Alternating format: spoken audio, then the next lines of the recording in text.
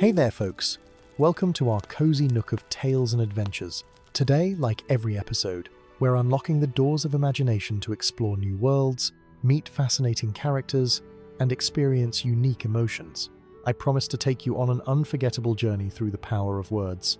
So get comfy, grab your favorite drink, snuggle into that perfect spot, and get ready to lose yourself in a new story. Leave the outside world behind for a while and dive with me into the depths of storytelling. If you enjoy our content and want to support the channel, consider hitting the subscribe button and giving the video a thumbs up. Now, without further ado, let's dive into today's story.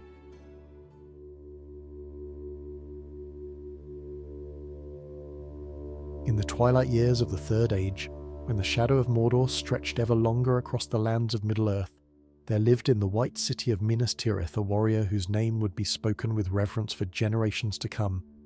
Boromir, son of Denethor, eldest child of the Steward of Gondor, was known throughout the realm as the greatest captain of his age. His strength was legendary, his courage unmatched, and his love for his people burned brighter than the beacon fires that crowned the mountains of his homeland. Yet before the fateful quest that would carry him far from the white towers of his birth, before the Fellowship and the Ring of Power, Boromir walked many roads and faced many perils that have since faded from common memory. These are the lost tales of Boromir the Brave, stories whispered in the halls of Minas Tirith on cold winter nights, when the wind howls down from the mountains and the hearth fires burn low. The first of these tales takes us back to a time when Boromir was still a young man, though already tall and broad of shoulder, with the bearing of one born to command. He had seen perhaps 20 summers, and already his prowess with sword and shield had earned him the admiration of the soldiers who served under his father's banner. Yet for all his skill in arms, Boromir possessed something rarer still among the lords of Gondor in those darkening days. He possessed hope, a fierce and stubborn belief that the glory of his ancestors could be restored, that the strength of men might yet prevail against the creeping shadow. It was in the autumn of that year that word came to Minas Tirith of trouble in the eastern reaches of Ithilien. The fair garden land that lay between the great river Anduin and the Mountains of Shadow had long been a contested territory, where the rangers of Gondor waged an endless secret war against the servants of the enemy. But now, something new had stirred in those green hills and wooded valleys. Travellers spoke of a creature that walked the night, a thing of darkness and malice that left only terror in its wake. Farms had been found abandoned, their inhabitants vanished without trace. Soldiers patrolling the old roads disappeared, their posts found empty save for the marks of a terrible struggle. Denethor, ever cautious and ever watchful from his high seat in the Tower of Ithilien, dispatched a company of his finest warriors to investigate the disturbances. But when weeks passed with no word from this force, and when a lone survivor stumbled through the gates of Osgiliath with wild eyes and a tale of shadows that moved with terrible purpose, the steward's eldest son could no longer be restrained. "I will go myself," Boromir declared, standing before his father in the great hall where the throne of Gondor sat empty, awaiting a king who might never return. "Whatever darkness haunts Ithilien, I will face it and overcome it, or die in the attempt." Denethor regarded his son with eyes that held both pride and sorrow in equal measure. The steward had grown gaunt and grey in recent years, burdened by cares that he shared with no one, consumed by knowledge gleaned from sources he would not name. He saw much that others could not see, and what he saw gave him little comfort. Yet, when he looked upon Boromir, something softened in his stern countenance, for in his eldest son he saw the strength and valour that Gondor so desperately needed. "Go then," Denethor said at last, "but take with you only those who volunteer freely for this task. Let no man be compelled to face what awaits you in the shadows of Ithilien." And so it was that Boromir rode forth from Minas Tirith at the head of a small company of knights, men who had sworn to follow him into whatever danger lay ahead. Among them was Beregond, a soldier of the Citadel Guard whose loyalty to the sons of Denethor was absolute. There too rode Ithilien, a young lord from the southern fiefdoms who had come to the White City seeking glory and had found in Boromir a captain worthy of his service. And walking beside the horses, silent as shadows themselves, came a handful of rangers from the hidden refuges of Ithilien, men who knew every path and stream of that troubled land. They crossed the Anduin by the ancient bridges of Osgiliath, passing through the ruined city where once the kings of Gondor had held court in splendour. Now only echoes remained, and the company moved swiftly through the empty streets, unwilling to linger in that place of faded glory. Beyond the river, the land rose gently toward the wooded hills of Ithilien, and here the company slowed their pace, for they had entered the domain of their enemy. The first sign of the creature's passing came on the third day of their journey. The rangers led them to a farmstead that had been abandoned in haste, its door hanging open and its hearth cold. Inside, the remnants of a meal sat untouched upon the table, and a child's toy lay forgotten in the corner. But it was what they found outside that chilled the blood of even the most hardened warrior. Great gouges had been torn in the earth, as if by claws of tremendous size, and a dark stain upon the grass told of violence done beneath the stars. Boromir knelt beside the marks, his face grave as he studied them. "This was no ordinary beast," he said quietly. "See how the tracks circle the house? How they pause here at the window and there at the door? Whatever made these marks was hunting, and it was hunting with purpose and intelligence." The rangers exchanged uneasy glances, for they had seen many strange things in their years of service in Ithilien, but nothing quite like this. One among them, a grizzled veteran named Mablung, who had fought in the shadow of Mordor since before Boromir was born, stepped forward with a troubled expression. "My lord," he said, his voice low, "there are old tales among my people of creatures that served the dark lords of ancient days, things that were neither holy beast nor holy spirit, but something in between. We call them the Shadow Walkers, though I had hoped such stories were nothing more than the fancies of frightened children." Boromir rose to his feet, his hand resting upon the hilt of his sword. "Whether this creature is a thing of legend or merely some new horror spawned by the enemy, it dies all the same. We will track it to its lair and end its reign of terror, or we will give our lives in the attempt." His words, spoken with such calm certainty, seemed to kindle fresh courage in the hearts of his companions. Here was a leader who did not flinch from darkness, who faced the unknown with the same steadfast resolve that he brought to every challenge. One by one, the men of Gondor drew themselves up straighter, their hands finding their weapons, their eyes hardening with renewed determination. They followed the trail deeper into Ithilien, through groves of ancient trees whose leaves were just beginning to turn gold and crimson with the coming of autumn. The land grew wilder as they pressed eastward, and the shadow of the mountains of Mordor loomed ever larger on the horizon. At night they made cold camps, lighting no fires that might betray their presence, and Boromir insisted on taking the first watch, his keen eyes scanning the darkness for any sign of movement.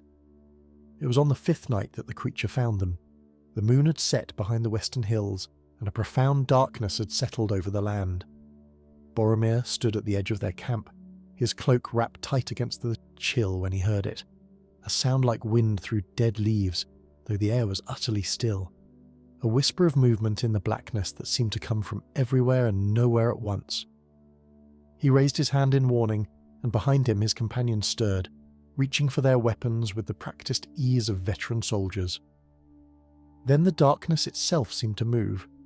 What emerged from the shadows was a thing of nightmare given form. It stood taller than a man, its body wrapped in tatters of shadow that swirled and shifted like smoke. Where its face should have been, there was only emptiness, a void that seemed to drink in the faint starlight. And its eyes, if eyes they could be called, burned with a cold fire that spoke of malice beyond mortal comprehension. The creature moved with terrible swiftness, flowing across the ground like water through a streambed. One of the rangers cried out and fell back, his nerve breaking in the face of such horror. But Boromir stood his ground, drawing his great sword in a single fluid motion, the blade gleaming faintly in the darkness. To me he called to his companions, his voice cutting through the terror that threatened to overwhelm them. "Form a circle and guard each other's backs. This thing may be of shadow, but we shall teach it that the men of Gondor do not yield to darkness." The shadow creature circled the company of Gondor like a wolf testing the defences of a sheepfold. Its movements were liquid and wrong, as though the laws that governed the motion of natural things held no sway over its form. The men drew together, their shields overlapping, their swords held ready, but Boromir could see the fear in their eyes. This was not an enemy that could be fought with ordinary courage. for its very presence seemed to sap the will and drain the hope from mortal hearts. Yet Boromir himself felt no such despair. Perhaps it was the fire of his lineage, the blood of Númenor that ran through his veins, or perhaps it was simply the stubbornness that his father so often remarked upon. Whatever the source, he felt only a cold clarity as he watched the creature move, studying its patterns, searching for any weakness that might be exploited. The creature struck without warning, lunging toward the weakest point in their circle where the young Lord Hurluin stood trembling. But Boromir was faster. He threw himself into the creature's path, his sword sweeping in a great arc that should have cleaved the thing in two. Instead, the blade passed through shadow and empty air, meeting no resistance whatsoever. The creature's form simply parted around the steel and reformed behind it, and Boromir felt a chill touch upon his shoulder that burned like ice pressed against bare skin. He staggered but did not fall, spinning to face the creature once more. His shoulder throbbed with a cold that seemed to seep into his very bones, but he forced himself to ignore it. Around him, his companions thrust and slashed at the swirling darkness, their blades finding nothing but empty night. The creature seemed to toy with them, darting in to rake shadow claws across exposed flesh, before retreating into the darkness once more. "Fall back," Boromir commanded, his mind racing. "We cannot fight shadow with steel alone. Make for the old watchtower on the hill. There we can put our backs to stone and await the dawn."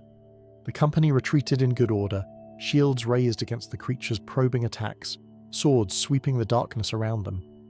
The watchtower Boromir had spoken of was a ruin of the Old Kingdom, one of many such structures that dotted the landscape of Ithilien, built in better days when men still held dominion over these lands. Its walls had crumbled in places, but its foundation remained solid, and more importantly, its eastern face would catch the first light of the rising sun. They reached the tower with the creature snapping at their heels, and Boromir was the last to pass through the broken doorway, turning to face the darkness one final time before the ancient stones closed around them.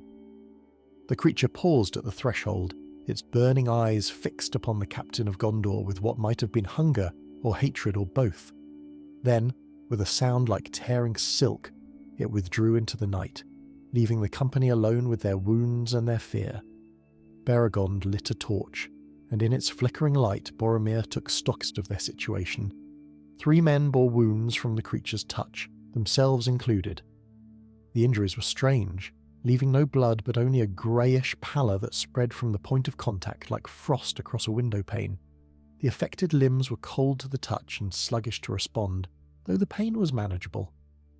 "My lord," Mablung said, his voice grim, "I've seen wounds like these before, long ago when I was young and foolish enough to venture too close to the Black Gate.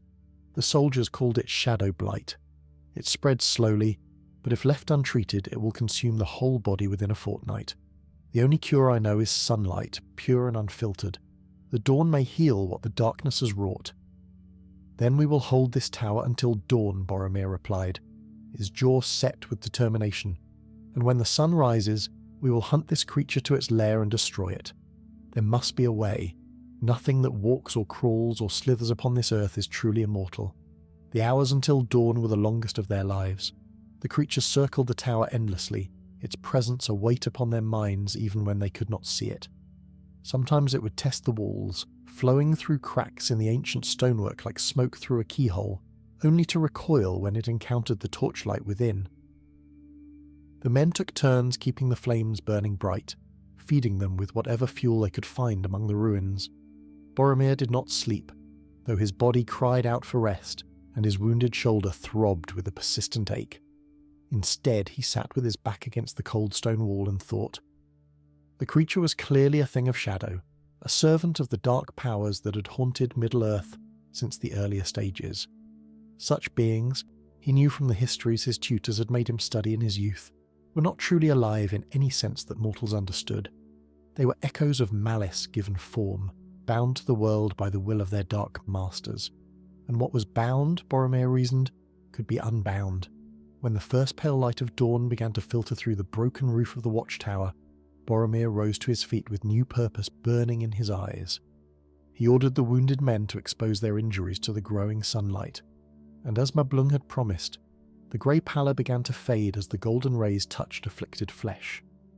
Within an hour, the shadow blight had receded entirely, leaving only a lingering stiffness that would pass with time. But Boromir's thoughts were already elsewhere. He called Mablung to his side and questioned the old ranger closely about the nature of shadow creatures, drawing upon the man's decades of experience fighting in the shadow of Mordor. What he learned confirmed his suspicions. Such beings were rarely independent agents. They required an anchor, some object or location of power that tethered them to the physical world. Destroy the anchor, and the creature would be cast back into the void from which it had Ithilien summoned. "We must find where this thing lairs during the daylight hours," Boromir declared to his assembled company. "It cannot abide the sun, that much is clear, so it must have a refuge, a place of deep darkness where it can shelter until night falls again. That is where we will find its anchor, and that is where we will end this threat once and for all." The search took them 3 days. 3 days of following faint traces through the woods and hills of Ithilien. 3 days of questioning what few inhabitants remained in that troubled land. 3 days of piecing together fragments of rumour and legend until a picture began to emerge.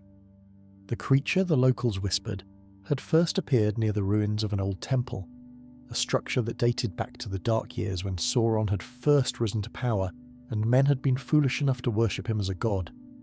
The temple lay in a deep valley where the sun rarely penetrated, its black stones still standing despite the thousands of years that had passed since its construction. The local people avoided it with superstitious dread, and even the rangers of Ithilien had learned to give it a wide berth. But Boromir led his company down into that valley without hesitation, his sword drawn and his heart firm. What they found there would have broken lesser men. The temple was a place of profound wrongness, its architecture designed according to principles that hurt the eye and troubled the mind. Strange symbols covered every surface, carved into the black stone with a precision that spoke of dark purpose. And at the heart of the structure, in a chamber where no light had fallen for millennia, they found the anchor. It was a mirror, or something that had once been a mirror. Its surface was darker than any natural material, a black so deep and absolute that it seemed to pull at the very soul of anyone who gazed upon it. And within its depths something moved, something that was aware of their presence and regarded them with ancient hunger. Boromir stepped forward, raising his sword. The blade caught the faint light filtering in from the entrance and reflected it toward the mirror, and the thing within recoiled with a sound like 1,000 voices screaming in unison. In that moment, Boromir understood. The mirror was not merely the anchor. The mirror was the creature, or rather the creature was the mirror's shadow, a projection of the malevolence contained within. He brought his sword down upon the dark glass with all his strength, and the world erupted into chaos. The impact of steel upon the dark mirror sent shockwaves rippling through the chamber, through the temple, through the very fabric of reality itself. Boromir felt himself lifted from his feet and hurled backward, his body striking the cold stone wall with enough force to drive the breath from his lungs. Around him, his companions were similarly scattered, thrown aside like leaves before a great wind. The mirror cracked, a single fissure running from top to bottom through that impossibly dark surface, and from the crack poured forth a darkness that was somehow darker still. The shadow creature manifested with a scream that transcended sound, a psychic wail of rage and anguish that clawed at the minds of every living thing within the temple. It was larger now than it had been in their previous encounter, its form more defined, more terrible. The burning eyes that had once been points of cold fire now blazed like twin suns of malevolent light, and the shadow claws that extended from its shifting form were long and sharp and hungry for blood. But Boromir was already rising to his feet, his sword still clutched in his hand despite the violence of his impact. His body ached. His head rang with the aftermath of the psychic assault, but his will remained unbroken. He'd seen the crack in the mirror, had felt the creature's pain when his blade had struck that dark surface. The thing could be hurt. The thing could be killed. "To me," he roared, his voice cutting through the chaos. "Rally to me, sons of Gondor. One more blow and this nightmare ends."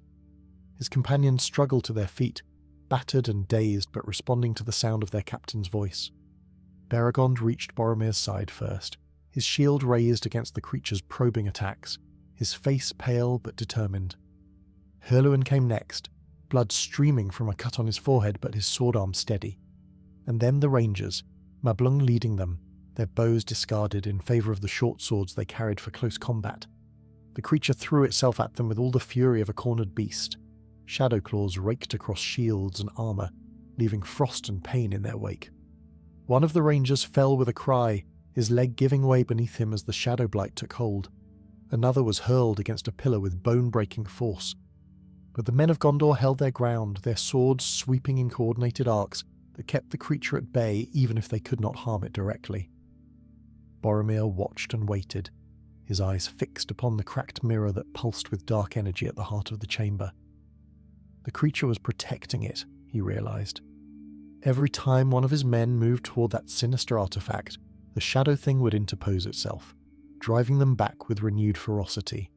It could not allow them to reach the mirror. It could not allow them to widen the crack. "Cover me," Boromir commanded, and without waiting for acknowledgement, he charged. The creature saw him coming and turned to meet his assault, its burning eyes narrowing with what might have been recognition.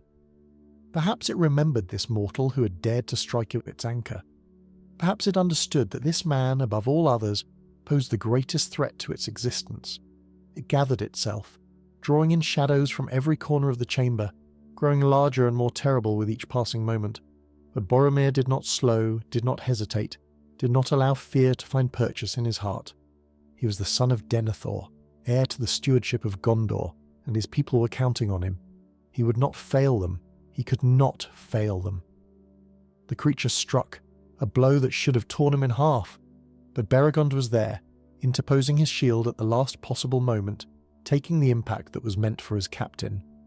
The faithful soldier was thrown aside, his shield shattered, his body crumpling against the far wall. Yet his sacrifice had bought Boromir the seconds he needed.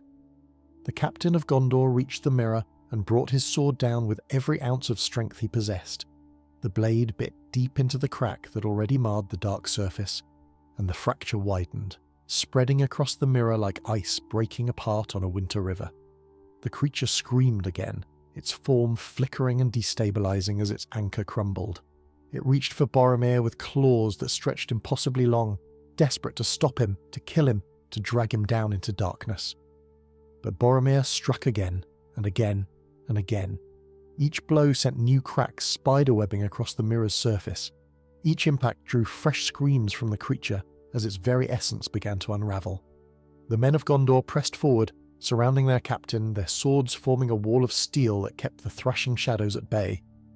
With a final mighty swing, Boromir shattered the mirror completely. The explosion of dark energy knocked everyone to the ground. The creature's death scream echoed through the temple, through the valley, perhaps through realms that mortal ears were never meant to perceive. And then, silence. Absolute and profound silence, broken only by the ragged breathing of the survivors. Boromir lay on his back, staring up at the ceiling of the chamber where dust motes danced in shafts of light that had not been there moments before. With the mirror destroyed, the unnatural darkness that had shrouded the temple was lifting. Sunlight was finding its way through cracks in the ancient stonework, illuminating scenes of destruction and victory in equal measure. "We did it," Hurluin breathed, his voice filled with wonder. "By all the stars, we actually did it." Boromir pushed himself to his feet, his muscles protesting every movement, his body covered in bruises and minor wounds from the battle. But he was alive. They were alive, and the creature that had terrorized Ithilien was no more. He made his way to where Beregond lay against the wall, his heart clenching with fear at the sight of his loyal companion's still form. But as he knelt beside the fallen soldier, Beregond's eyes fluttered open, and a weak smile crossed his battered face. "Did we win, my lord?" Beregond asked, his voice barely above a whisper. Boromir clasped his hand, returning the smile with one of his own. "We won, old friend. Thanks to your courage, we won." The company spent 3 days recovering in the ruins of the temple, tending to their wounded, and waiting for those afflicted with shadow blight to heal in the growing sunlight. They lost 2 men in the final assault, rangers whose names Boromir committed to memory so that he might honour them properly upon his return to Minas Tirith. Their sacrifice would not be forgotten. When at last they were able to travel, Boromir led his diminished company back through the woods and hills of Ithilien, back across the great river, back to the white city that gleamed in the distance like a beacon of hope, against the shadow of the east. The people of the scattered farmsteads they passed along the way came out to greet them, having somehow heard of their victory against the creature that had plagued them for so long. They offered food and shelter, blessings and thanks, and Boromir accepted all with the grace that befitted his station. But it was the reception in Minas Tirith that truly moved him. Word of their triumph had preceded them, and when they passed through the great gates of the city, they found the streets lined with cheering crowds. Soldiers saluted as they passed, and children threw flowers before their horses' hooves. Boromir rode at the head of his company, with his head held high, not out of pride in his own accomplishments, but out of pride in the men who had fought beside him. Denethor received them in the great hall, and for once the steward's stern face was softened by something approaching warmth. He embraced his son before all the assembled lords and ladies of Gondor, a rare display of affection that spoke louder than any words. "You have done well," Denethor said quietly, so that only Boromir could hear. "You have proven yourself worthy of your ancestors, worthy of the name you bear. I'm proud of you, my son." Those words meant more to Boromir than all the accolades and honours that followed, for he had sought his father's approval all his life, had trained and fought and bled to prove himself worthy in Denethor's eyes, and now, at last, he had achieved it. Yet even as the celebrations continued around him, Boromir's thoughts turned to the future. The shadow creature had been destroyed, but it was merely one servant of a far greater darkness. The enemy was stirring in the east, gathering strength for the war that all knew was coming. The years that followed the destruction of the shadow creature were years of growing darkness for all the free peoples of Middle-earth. The enemy's power waxed ever stronger in the black land beyond the mountains, and the servants of Mordor grew bolder in their incursions against the borders of Gondor. Boromir, now recognised as the greatest captain of his age, led army after army against these threats, winning victories that would be sung of for generations to come. Yet for every battle won, it seemed that two more enemies rose to take the place of those who had fallen. The tide of darkness was rising, and even the mightiest warrior could not hold it back forever. It was during these troubled times that our second tale takes place, a story less known than the first but no less worthy of remembrance.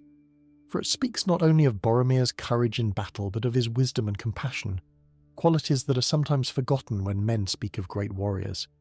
In the 35th year of his life, Boromir received word of a crisis in the coastal province of Belfalas, far to the south of Minas Tirith. The lord of that region, an aging nobleman named Galador, had sent urgent messages to the steward begging for assistance. A fleet of corsair ships had appeared off the coast, more numerous than any that had been seen in living memory, and they were systematically raiding the fishing villages and coastal settlements that dotted the shoreline. The local garrison was too small to repel such a force, and without reinforcement, Galador warned, the entire province would be lost. Denethor dispatched Boromir with a company of 500 soldiers, the largest force that could be spared from the defence of Osgiliath and the northern borders. They marched south through the green hills of Lebanon, following the ancient road that wound along the banks of the great river before turning westward toward the sea. The journey took 3 weeks, and with each passing day the reports from Belfalas grew more dire. Villages burned, people enslaved, ships laden with plunder sailing back to the havens of Umbar. When at last they reached the city of Dol Amroth, seat of the princes of Belfalas, Boromir found a people on the brink of despair. The streets were crowded with refugees from the outlying settlements, families who had lost everything to the corsair raids. The harbour, usually bustling with fishing boats and merchant vessels, stood nearly empty, for few captains dared to put to sea with the enemy controlling the waters. And in the great hall of the prince, Lord Galador sat slumped upon his throne, his face grey with exhaustion and his eyes hollow with grief. "You come too late," Galador said when Boromir was brought before him. "My son led our fleet against the corsairs a fortnight past. They were outnumbered 3 to 1, but he would not listen to reason. He was young and proud and certain of victory." The old lord's voice broke, and tears streamed down his weathered cheeks. "They brought his body back yesterday. What remains of it?" Boromir stood in silence for a long moment, his heart heavy with sympathy for the grieving father. He knew something of the bonds between fathers and sons, knew how deeply such a loss could wound the soul, but he also knew that there was no time for mourning, not while the enemy still threatened these shores. "My lord," he said at last, his voice gentle but firm, "I grieve with you for your son's death. He died bravely, as a true son of Gondor should. But his sacrifice will mean nothing if we allow the corsairs to complete their conquest of this land. We must act, and we must act now." Galador raised his head, a flicker of life returning to his dull eyes. "What would you have me do? My fleet is destroyed, my soldiers scattered. We have nothing left with which to fight. You have walls," Boromir replied. "You have people willing to defend their homes, and you have me. That will be enough." Over the days that followed, Boromir threw himself into the defence of Dol Amroth with the same relentless energy that had carried him through every challenge he had ever faced. He organised the refugees into work parties, strengthening the city's fortifications and stockpiling supplies for a siege. He trained the civilian population in the basics of combat, transforming farmers and fishermen into a makeshift militia that could hold a wall or repel a boarding party, and he sent scouts along the coast, gathering intelligence on the corsair fleet's movements and searching for any weakness that might be exploited. It was one of these scouts, a young woman named Lithiriel, who had grown up sailing these waters and knew every cove and current along the coast, who brought him the information he needed. The corsairs, she reported, had established a base on a small island some 20 leagues south of Dol Amroth. There they gathered their plunder and their captives, waiting for the fleet to assemble before making the long voyage back to Umbar. The island was heavily fortified, she warned, and the approaches were guarded by swift war galleys that patrolled the surrounding waters day and night. Boromir listened to her report with growing interest, his tactical mind already working through the possibilities. A direct assault on the island would be suicide, of course. They lacked the ships and the men to challenge the corsair fleet in open battle. But there were other ways to wage war, ways that relied on cunning rather than strength. "Tell me," he asked Lithiriel, "are there caves on this island? Hidden approaches that a small force might use to land undetected?" The young woman's eyes widened with understanding. "There are sea caves on the northern shore," she said slowly. "They flood at high tide, but at low water they are accessible. The corsairs don't guard them because they don't believe anyone would be foolish enough to attempt such an approach.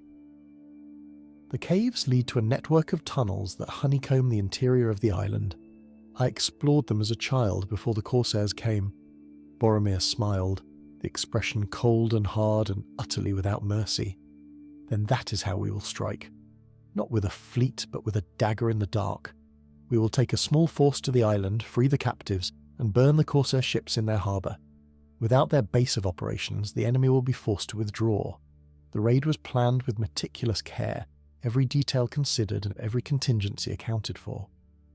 Boromir selected 50 of his best soldiers for the mission, men who could move silently and fight savagely when the need arose. Lithiriel would guide them through the caves and tunnels, her knowledge of the island's geography proving invaluable, and Lord Galador, roused from his despair by the prospect of avenging his son, provided what few ships remained in Dol Amroth's harbour to transport the raiding party and pick up the freed captives. They set out on a moonless night, their small boats cutting through the dark water like shadows made solid. The journey to the island took most of the night, and by the time they reached the northern shore, the first pale light of dawn was beginning to touch the eastern horizon. They had to move quickly now, before the tide turned and flooded the caves they needed to traverse. Lithiriel led them unerringly through the labyrinth of tunnels, her bare feet finding purchase on the slick stone where booted soldiers struggled to keep their footing. The air grew warmer as they climbed, heavy with the smell of smoke and unwashed bodies and something else. Something that made Boromir's jaw tighten with barely suppressed rage. The smell of fear and suffering, the smell of people who had been stripped of their freedom and their dignity. They emerged from the tunnels into a scene of organised horror. The corsair camp sprawled across the island's central plateau, a maze of tents and crude wooden structures surrounding a natural harbour where dozens of ships lay at anchor. And in the centre of the camp, penned like animals behind walls of sharpened stakes, were the captives. Hundreds of men, women and children from the villages of Belfalas, waiting to be shipped across the sea to lives of slavery in distant Umbar. Boromir studied the camp in silence, his eyes noting the positions of the guards, the layout of the defences, the locations of the ships. Then he turned to his soldiers, his voice barely above a whisper but carrying the weight of absolute command. "We strike in 3 groups," Boromir whispered to his assembled soldiers. "Beregond, you will take 15 men to the harbour. Your task is to set fire to every ship you can reach. Use the oil we brought and spread it well. I want those vessels burning before the corsairs know what is happening. Mablung, you and your rangers will free the captives. Move quietly, kill any guards who stand in your way, but do not engage the main force until you hear my signal. The rest of you come with me. We will create a diversion that draws the enemy's attention away from the harbour and the prisoner pens." The soldiers nodded their understanding, their faces grim with determination. They had trained for this, had fought beside their captain in a dozen battles, and they trusted him with their lives. Whatever happened in the hours to come, they would follow Boromir into the very fires of Mordor if he asked it of them. They separated, each group melting into the pre-dawn shadows with practiced ease. Boromir led his contingent toward the largest structure in the camp, a wooden building that his scouts had identified as the Corsair commander's headquarters. If they could kill or capture the enemy leader, the resulting chaos would give the other groups precious time to complete their missions. The guards around the headquarters were alert but overconfident. They'd grown complacent after weeks of unchallenged dominance over these waters, secure in the belief that no force from Gondor could threaten their island stronghold. That complacency cost them their lives.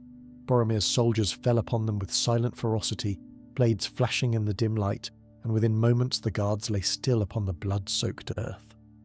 Boromir kicked open the door to the headquarters and strode inside, his sword drawn and ready. The interior was lavishly appointed, hung with silks and tapestries looted from the coastal villages, illuminated by oil lamps that cast dancing shadows on the walls. And there, rising from a cushioned divan with an expression of shocked disbelief, was the Corsair captain himself. He was a tall man, dark of skin and cruel of feature, with gold rings glinting in his ears and a curved scimitar already half drawn from its jewelled scabbard. His eyes, black as the depths of the sea, narrowed with recognition as he took in the sight of Boromir standing in his doorway. "So," the captain said, his voice a low growl, "the whelps of Gondor have finally found their courage. I am Asgara of Umbar, and I have killed more of your kind than I can count. You will die screaming, Northerner, and I will send your head back to your precious white city as a gift." Boromir's response was not in words but in action. He lunged forward, his sword sweeping in a deadly arc that forced Asgara to abandon his boasting and focus entirely on survival. The 2 warriors clashed in the centre of the room, their blades ringing against each other with a sound like thunder, their movements a blur of steel and fury. Asgara was skilled, there could be no denying it. He had learned his craft in the fighting pits of Umbar, had honed it in countless raids and naval battles, and he wielded his scimitar with the fluid grace of a master. But Boromir was his equal, and more. The son of Denethor had been trained by the finest swordsman in Gondor from the time he could walk, had tested his skills against every manner of foe, and he fought now with a cold precision that left no room for error. The duel lasted only minutes, though to those watching it seemed to stretch into eternity. In the end, it was Asgara's overconfidence that proved his undoing. He overextended on a thrust, certain that his opponent was too slow to exploit the opening, and Boromir's blade found the gap in his defences. The Corsair captain fell with a look of surprise still frozen on his face, his life's blood pooling on the expensive carpets he'd stolen from the people of Belfalas. Boromir did not pause to savour his victory. Already he could hear shouts of alarm rising from other parts of the camp, the clash of steel on steel as his soldiers engaged the awakening enemy. He grabbed a horn that hung on the wall of the headquarters and stepped outside, raising it to his lips and blowing a single, piercing note that echoed across the island. It was the signal for chaos to be unleashed. At the harbour, Beregond and his men had completed their work with terrible efficiency. Barrels of oil had been spread across the decks of the Corsair ships, soaking into the wood and pooling in the holds. Now, at the sound of Boromir's horn, they put torches to the oil and leaped clear. The flames caught with a roar that split the night, racing across the vessels with hungry fury, climbing the masts and consuming the sails. Within moments, the harbour was an inferno, a wall of fire that lit the entire island with its hellish glow. At the prisoner pens, Mablung and his rangers had cut down the guards and thrown open the gates. The captives, initially frozen with disbelief at their sudden liberation, began to pour forth in a flood of desperate humanity. The rangers directed them toward the northern shore, toward the caves that would lead them to safety, shouting encouragement and promises that boats were waiting to carry them home. And in the centre of the camp, Boromir and his soldiers fought with the fury of cornered lions. The corsairs, awakened by the commotion and driven to panic by the sight of their ships burning in the harbour, rushed to engage the attackers with little coordination or discipline. They died in droves, cut down by men who had trained all their lives for exactly this kind of combat. But the corsairs were many, and Boromir's force was small. For every enemy that fell, 2 more seemed to take his place. The soldiers of Gondor were pushed back, step by bloody step, toward the tunnels that led to their escape route. Men began to fall, overwhelmed by the sheer numbers arrayed against them. A ranger who had survived the shadow creature in Ithilien was struck down by a corsair's axe. A young soldier from Minas Tirith, fighting in his first real battle, took a blade to the throat and crumpled without a sound. Boromir fought on, his sword arm growing heavy with exhaustion, his body covered in cuts and bruises from a dozen near misses. He knew that they could not hold much longer, that the time had come to withdraw, but he would not leave until he was certain that the captives had escaped, that the mission had been accomplished. "Fall back," he commanded at last, his voice hoarse from shouting. "Fighting retreat to the caves. Maintain formation and cover each other." The withdrawal was orderly despite the chaos surrounding them. Boromir's soldiers had drilled for exactly this scenario, and they executed their training with grim professionalism. They retreated in pairs, one man fighting while the other moved, leapfrogging their way toward the tunnel entrance while keeping the pursuing corsairs at bay. They reached the caves just as the sun was rising over the eastern horizon. The tide was turning, Boromir realized with a chill. Soon the tunnels would flood, trapping anyone still inside. He turned to make a final count of his soldiers and felt his heart sink. Of the 50 men who had come to this island, barely 30 remained on their feet. The others had been left behind, their bodies scattered across the corsair camp, their sacrifice the price of freedom for hundreds of captives. But there was no time for grief. Not yet. Boromir led his survivors into the tunnels, splashing through water that was already rising around their ankles. Behind them, the corsairs howled with frustrated rage, unable to pursue through the flooding passages. They had won a victory today, but they had also made bitter enemies, enemies who would not rest until they had exacted their revenge.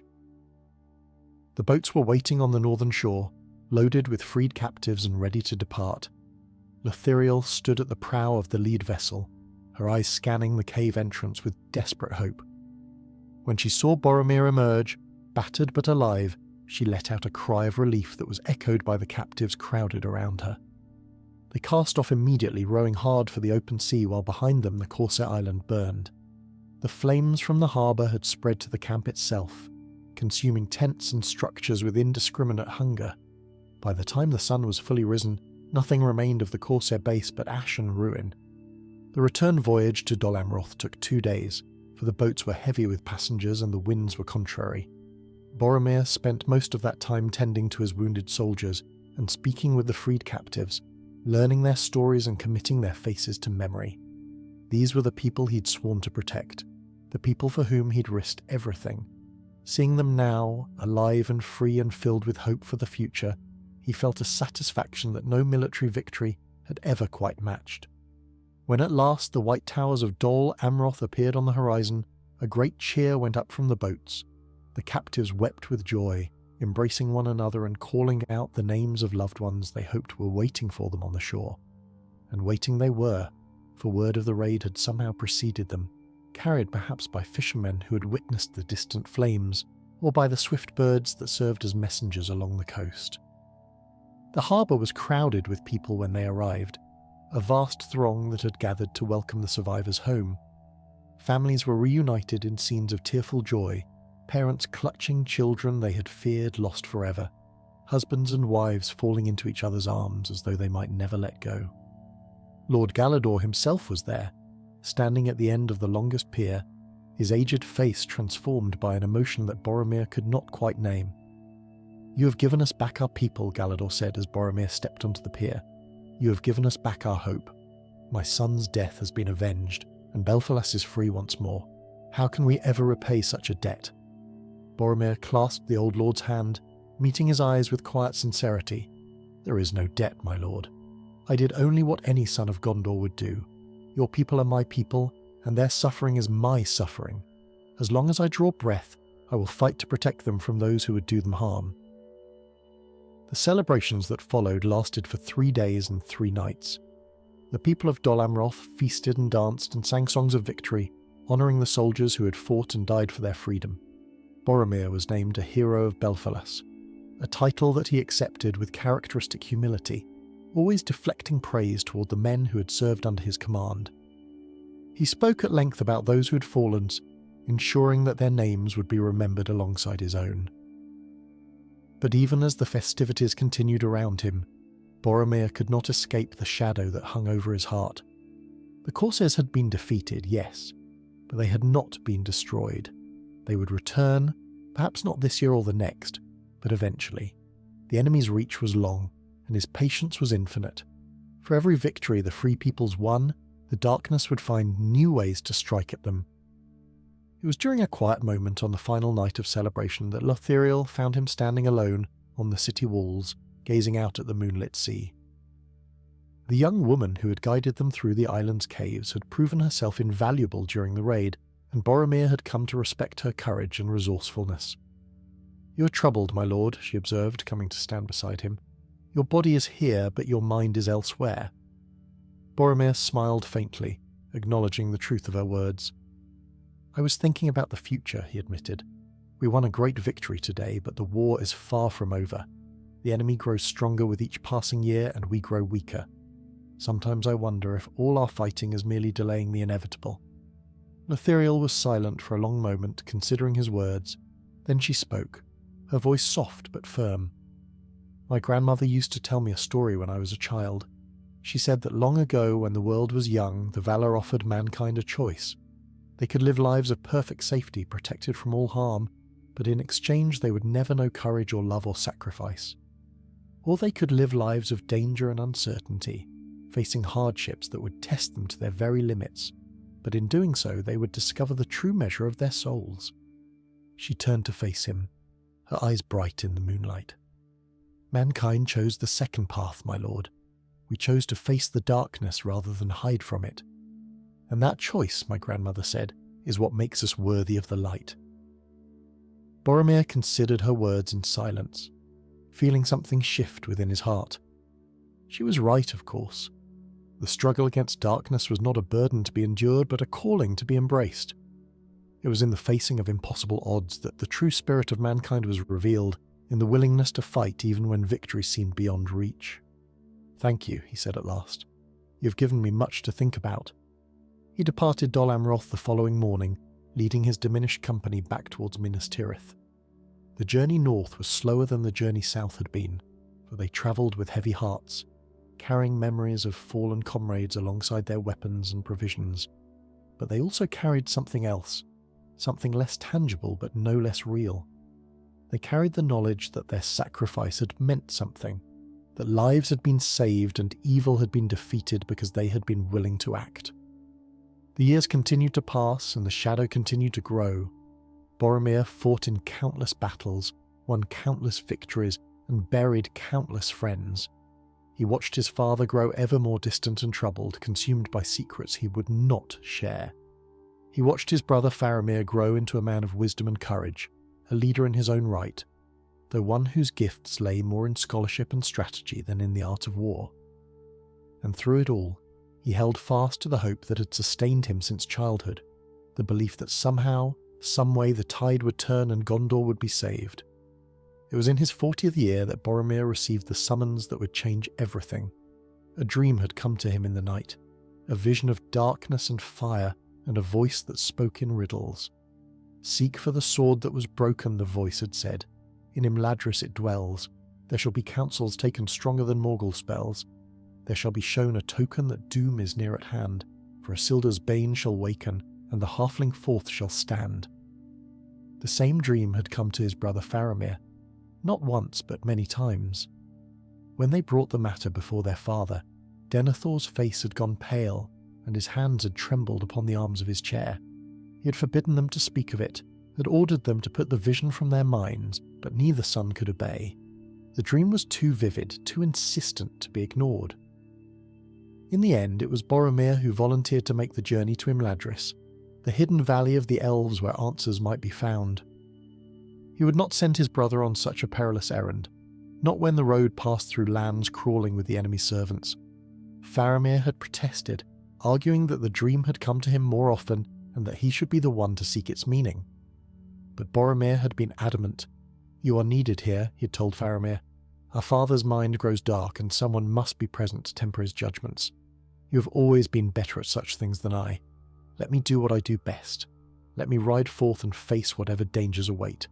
And so Boromir had set out on the longest journey of his life, riding north through lands he'd never seen, crossing rivers and mountains, passing through forests where the trees themselves seemed to watch his progress with ancient knowing eyes. It was a journey of many months filled with hardships and wonders in equal measure. But that tale has been told elsewhere, in chronicles more complete than this humble account. What concerns us now is a story from that journey, a tale that has not been preserved in the great histories, a memory that Boromir carried with him to the very end of his days. It happened in the foothills of the Misty Mountains, some 3 months into Boromir's journey north. The road had grown treacherous in recent weeks, forcing him to abandon his horse and continue on foot through passes that no mount could navigate. The weather had turned foul as well, with cold rains giving way to early snows that blanketed the high peaks in white. Boromir pressed on regardless, his cloak wrapped tight against the chill, his determination undiminished by the hardships of the road. He had stopped for the night in a shallow cave, seeking shelter from a storm that howled across the mountainside like a living thing.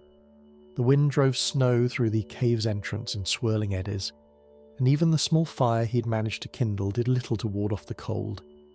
He sat with his back against the stone wall, his sword across his knees, listening to the fury of the elements and wondering if the storm would break by morning. It was then that he heard the cry.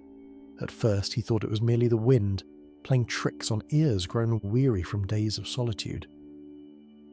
But the sound came again, unmistakably a voice, high and desperate, cutting through the storm's roar with the urgency of mortal terror. Boromir was on his feet in an instant, his sword drawn, his fatigue forgotten. Someone was out there in the storm, someone in dire need of help. He plunged into the blizzard without hesitation, following the sound of the cries through snow that reached past his knees. The wind tore at his cloak and drove ice crystals into his face, blinding him, disorienting him. But still he pressed on, guided by the voice that grew stronger with each step. He found them huddled in a hollow between 2 great boulders, a woman and 2 children, their thin clothes utterly inadequate for the mountain cold. The woman was trying to shield the little ones with her own body, wrapping them in her arms and pressing them against her chest, but Boromir could see that she was failing. Her skin had taken on the greyish pallor of those in the grip of deadly chill, and her movements were sluggish, uncoordinated. The children were worse, their eyes closed, their small bodies utterly still. He did not waste time with questions. Scooping up one child under each arm, he shouted for the woman to follow and began the treacherous journey back to his cave. The storm fought him every step of the way, as though the very mountains resented his interference in their deadly work. Twice he stumbled and nearly fell, and twice he caught himself by sheer force of will, knowing that to fall was to die. They reached the cave at last, and Boromir laid the children beside the fire, stripping off their wet clothes and wrapping them in his own blankets. The woman collapsed just inside the entrance, too exhausted to take another step. Boromir went to her, half carrying her to the fire's warmth, rubbing her hands and feet to restore circulation. For hours he worked, feeding the fire, warming frozen limbs, forcing sips of water between blue lips. The woman drifted in and out of consciousness, mumbling words in a language he did not recognize. The children lay terrifyingly still, and more than once Boromir pressed his ear to their chests, fearing the worst, only to hear the faint flutter of heartbeats that refused to surrender. Dawn came grey and cold, but the storm had passed. Boromir looked upon his charges in the pale morning light and allowed himself a moment of cautious hope. Colour had returned to their cheeks, and their breathing had deepened into something resembling natural sleep. They would live, he thought. Against all odds, they would live. The woman woke first, her eyes fluttering open to find Boromir sitting across the fire from her, watching over her children with the vigilance of a guardian spirit. For a long moment she simply stared at him, as though uncertain whether he was real or some figment of her frozen dreams. "Who are you?" she asked at last, her voice barely above a whisper. "A traveller," Boromir replied simply. "I heard your cries in the storm and came to help. You and your children nearly died out there. What were you doing on the mountain in such weather?" The woman's face crumpled and tears began to stream down her cheeks. "We were fleeing," she said between sobs. "Our village lies 3 days south of here, in the shadow of the mountains. Raiders came last month, men from the east with cruel faces and crueler hearts. They took everything, killed those who resisted. We had no choice but to run." She told him the rest of her story in halting sentences, pausing often to collect herself. Her husband had been among those killed defending their home. She'd gathered what few possessions she could carry and fled north with her children, hoping to find safety in the lands beyond the mountains. But the journey had proven far more difficult than she had anticipated. They had run out of food 3 days ago, and then the storm had caught them in the open, far from any shelter. Boromir listened in silence, his heart heavy with the weight of her suffering. This woman and her children were not soldiers, were not warriors trained to face the hardships of the wild. They were simple folk, caught up in conflicts not of their making, victims of the same shadow that threatened all the free peoples of Middle-earth. When she had finished her tale, he spoke gently but firmly. "You cannot continue over the mountains alone. The passes ahead are treacherous even in good weather, and winter is coming fast. You would not survive a week." The woman's face fell, despair settling over her features like a shroud. "Then we are lost," she said hollowly. "There is no going back to our village and no going forward to safety. What choice remains to us but to lie down and die?" "There is another choice," Boromir said. He had been thinking while she spoke, weighing his options, considering the demands of his mission against the needs of these helpless refugees. "I am bound for Imladris, the Valley of the Elves. It lies to the north and west of here, perhaps 2 weeks' journey if we take the lower paths. The elves are a kind folk, and they do not turn away those who come to them in need. If you will trust me, I will guide you there." The woman stared at him, disbelief and hope warring in her eyes. "But your own journey," she protested. "Surely you have business of your own to attend to. I cannot ask you to delay your purpose for the sake of strangers." Boromir shook his head. "My business can wait. A few weeks more or less will make no difference to my errand, but to you and your children, those weeks might mean the difference between life and death." He met her gaze with steady certainty. "I am Boromir of Gondor, and I do not abandon those in need. Will you come with me?" The woman bowed her head, fresh tears falling upon the cave floor. "Yes," she whispered. "Yes, we will come." They set out the following morning, once the children had recovered enough strength to walk. Boromir carried the younger child on his back for most of each day, while the elder trudged alongside his mother with the determined resilience of youth. The journey was slow and difficult, for Boromir had to modify his route to accommodate his companions, choosing easier paths that added days to their travel time. But he did not begrudge them those days. In fact, he found himself grateful for their company after months of solitary travel. The children, once they had overcome their initial shyness, proved to be delightful companions, full of questions and wonder at the world around them. They asked Boromir about Gondor, about the white city of Minas Tirith, about the great battles he'd fought and the adventures he had experienced. And Boromir, who had never been particularly comfortable with children, found himself answering their questions with surprising patience, even embellishing his tales somewhat to make them more exciting for young ears. The woman, whose name was Elara, proved equally good company. She was intelligent and perceptive, with a quiet strength that had seen her through unimaginable hardship. As they walked, she told Boromir about her village, about the life she had lived before the raiders came, about her hopes for her children's future. In turn, Boromir found himself sharing things he had never spoken of to anyone: his fears for Gondor's future, his complicated relationship with his father, his love for his brother Faramir. It was during one of these conversations, as they rested beside a stream in a sheltered valley, that Elara asked Boromir a question that caught him off guard. "You speak of your brother with such love," she observed, her eyes thoughtful as she watched her children playing at the water's edge. "Yet you also speak of him with something like envy. Why is that?" Boromir was silent for a long moment, considering how to answer. No one had ever asked him such a question before, had ever looked past the confident exterior he presented to the world and glimpsed the doubts that lurked beneath. "Faramir is the better man," he said at last, the words coming slowly as though drawn from some deep well within his heart. "He has always been so. He's wiser than I, more thoughtful, more attuned to the subtleties of the world. Our father favours me because I am the warrior he always wanted, the son who will carry on his legacy of strength. But I know the truth. When I am gone, it will be Faramir who is remembered, Faramir whose deeds truly matter." Elara shook her head, a gentle smile playing at the corners of her lips. "You underestimate yourself, Boromir of Gondor. I have known you only a short while, but in that time you have shown me courage and compassion that few possess. You risked your life to save strangers, delayed your urgent mission to help those in need. These are not the actions of a lesser man." Boromir found himself unexpectedly moved by her words. He had received countless accolades over the years, had been praised by lords and soldiers and common folk alike. But somehow this simple declaration from a refugee woman meant more to him than all the honours that had been heaped upon his shoulders. "Thank you," he said quietly. "You're kind to say so." They continued their journey through lands that grew ever more beautiful as they approached the hidden valley of the elves. The trees here were taller and older than any Boromir had seen in the south, their branches heavy with golden leaves that drifted down like gentle rain. Streams ran clear and cold over beds of polished stone, and the air itself seemed cleaner somehow, as though it had never been touched by the shadow that darkened so much of Middle-earth. The children were enchanted by this new landscape, running ahead to explore each new wonder they discovered.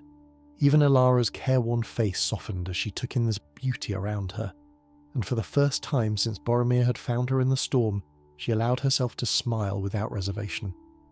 "Is this Imladris?" the elder child asked, his eyes wide with wonder as they crested a ridge and beheld a valley of surpassing loveliness spread out before them. Boromir nodded, feeling a sense of accomplishment that went beyond the mere completion of a task. "This is the House of Elrond," he said. "Known to men as Rivendell, here you will find rest and safety, and perhaps in time a new home."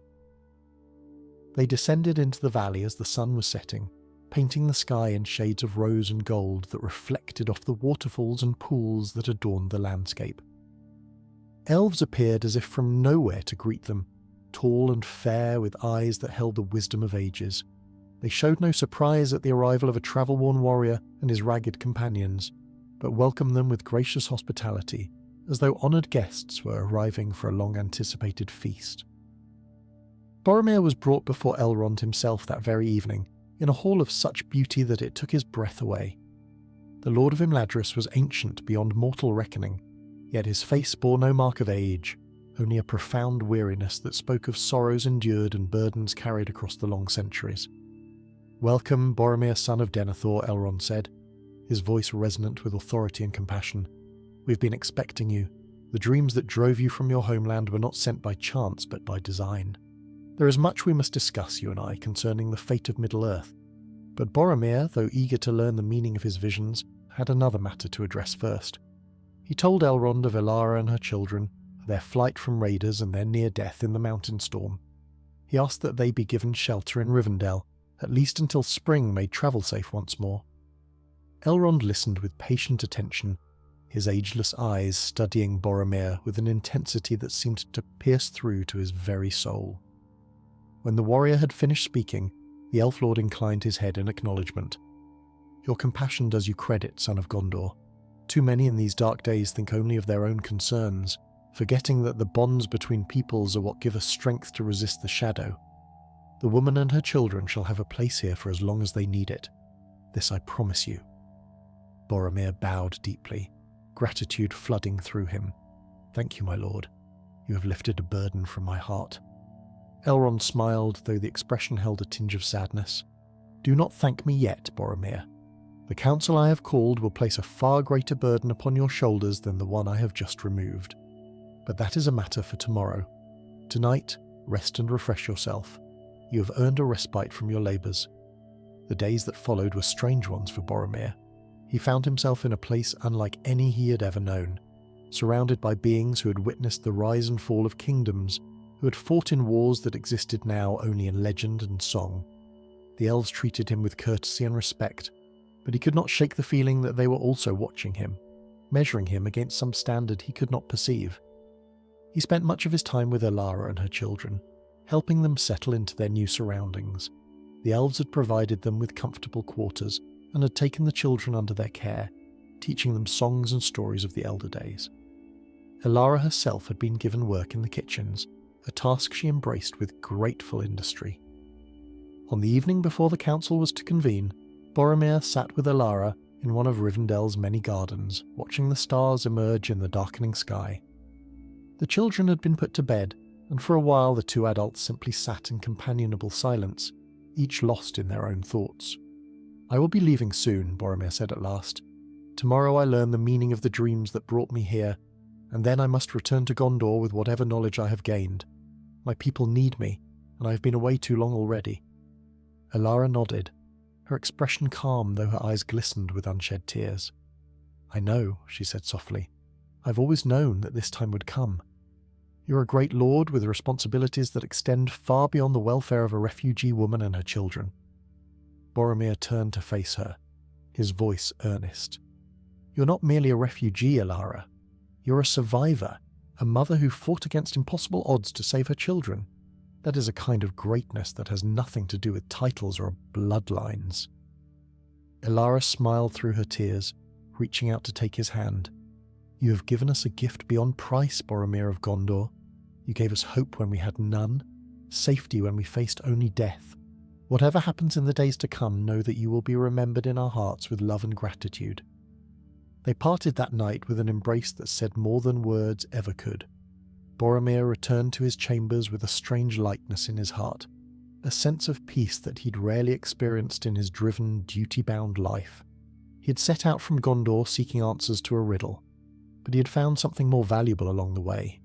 He had found a reminder of what he was fighting for, of the ordinary people whose lives depended on the courage of those who stood between them and the darkness. The council the following day would change everything. Boromir would learn of the Ring of Power and the desperate quest to destroy it. He would join a fellowship of unlikely companions, and he would face trials that would test him to the very limits of his strength and honour. But that is a tale known to all who remember those days, a story preserved in the great histories of the age. What is less remembered is the small kindness that preceded those momentous events, the act of compassion that revealed the true heart of Boromir the Brave. For in saving a woman and her children from the mountain storm, he demonstrated that his courage was not reserved only for the battlefield, that his strength was not merely the strength of arms. And so we come to our final tale, perhaps the most poignant of all the lost stories of Boromir the Brave. It is a tale that takes place not in the distant past, but in the final weeks of his life, during the great journey south from Rivendell with the Fellowship of the Ring. Much has been written of that journey, of the perils faced in the mines of Moria and the wonders beheld in the golden wood of Lothlorien. But there are moments between the great events that have slipped through the cracks of history, small incidents that reveal the true measure of those who lived them. This tale concerns what happened during the Fellowship's passage through the lands between the Misty Mountains and the great river Anduin, in the days after they had escaped the horrors of Moria, but before they had reached the shelter of the Elven realm. It was a time of grief and uncertainty, for Gandalf the Grey had fallen into shadow, and the company travelled without the guidance of the wizard who had led them so far. Boromir walked at the rear of the company during those dark days, his eyes constantly scanning the horizon for signs of pursuit. The loss of Gandalf weighed heavily upon him, though perhaps not in the same way it weighed upon the others. For Boromir, the wizard's fall was yet another reminder of the impossible odds they faced, another reason to doubt the wisdom of the path they had chosen. The Ring of Power hung around the neck of a halfling, a creature half his size with no training in war or hardship, and upon this small being rested the fate of all Middle-earth. It was madness, Boromir thought. Surely there must be another way, a better way. The strength of Gondor could be brought to bear against the enemy, if only they had a weapon powerful enough to turn the tide. And there, walking just ahead of him, was exactly such a weapon, unused and unappreciated, treated as though it were a burden rather than a gift. These thoughts troubled Boromir greatly, though he spoke of them to no one. He had sworn an oath to protect the ring-bearer, and he would honour that oath regardless of his personal doubts. But the temptation whispered to him constantly, a voice in the back of his mind that grew louder with each passing day. It was on the 5th night after their escape from Moria that the incident occurred. The company had made camp in a hollow between two hills, sheltered from the wind but exposed to the cold that crept down from the mountains.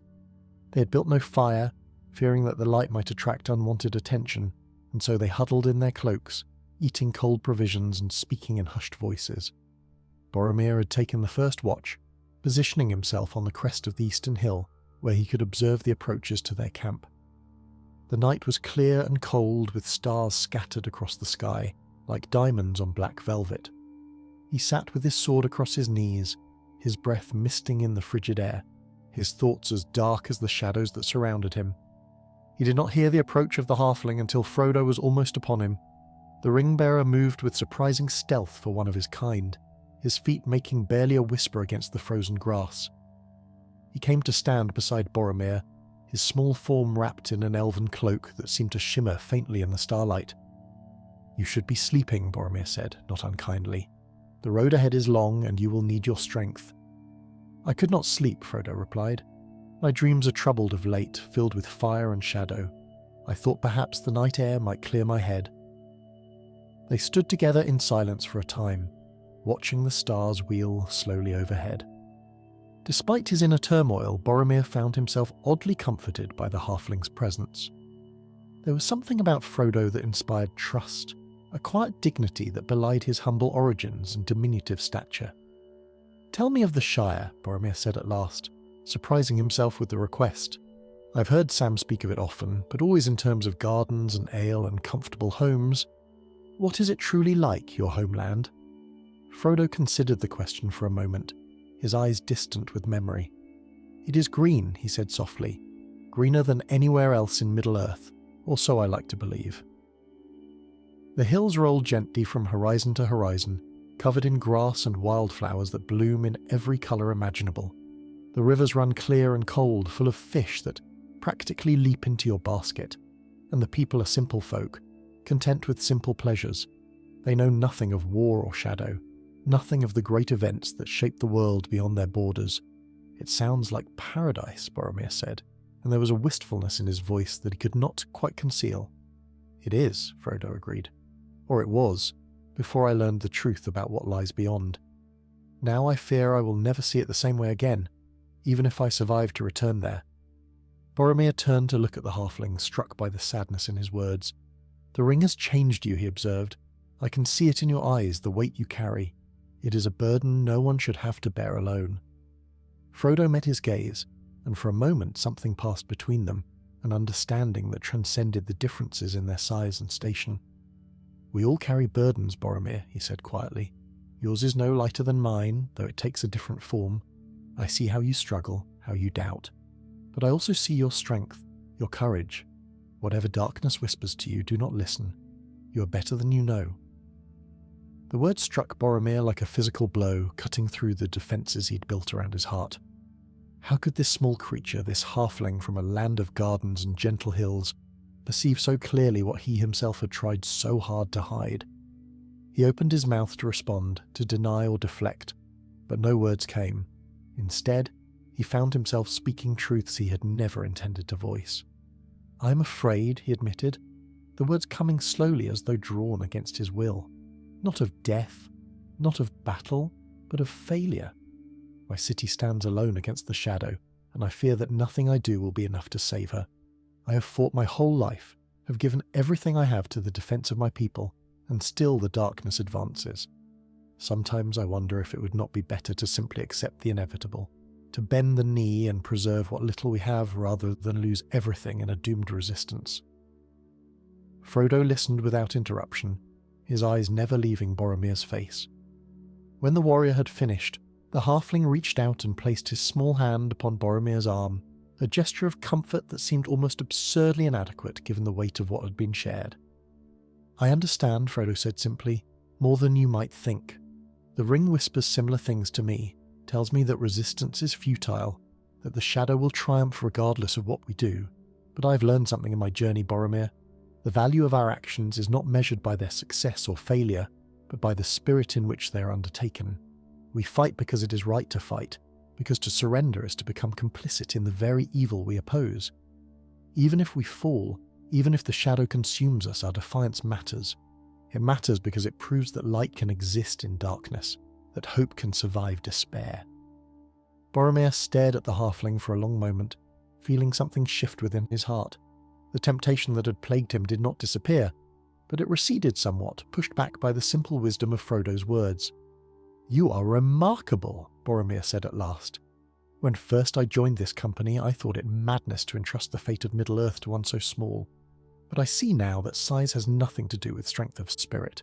You carry a burden that would crush lesser beings, and yet you persist. If you can find courage in the face of such darkness, then surely I can do no less." They talked through the remainder of Boromir's watch, sharing stories and memories beneath the wheeling stars.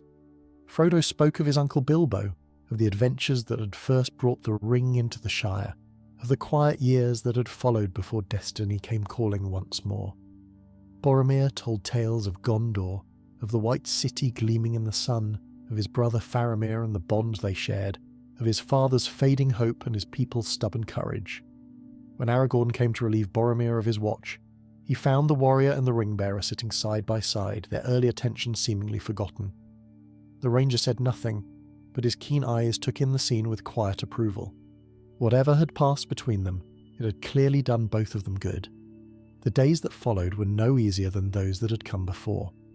The company pressed on through increasingly hostile terrain, always watching for signs of pursuit, always aware that the enemy's reach was long and his servants were many. But something had changed in Boromir, a subtle shift that those who knew him well might have noticed if they had looked closely enough. He still struggled with temptation, still heard the whisper of the ring in his darker moments.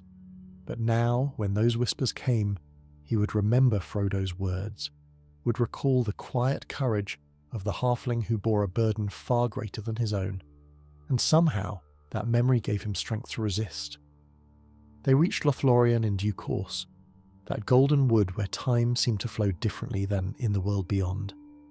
The Lady Galadriel welcomed them with gracious hospitality, offering rest and healing to bodies and spirits alike. Boromir found the elven realm beautiful but unsettling, filled with a magic he could not comprehend and a wisdom that seemed to look right through him. It was there, in the heart of that ancient forest, that Galadriel offered each member of the Fellowship a glimpse into her mirror, a pool of water that showed visions of things that were, things that are, and things that yet may be.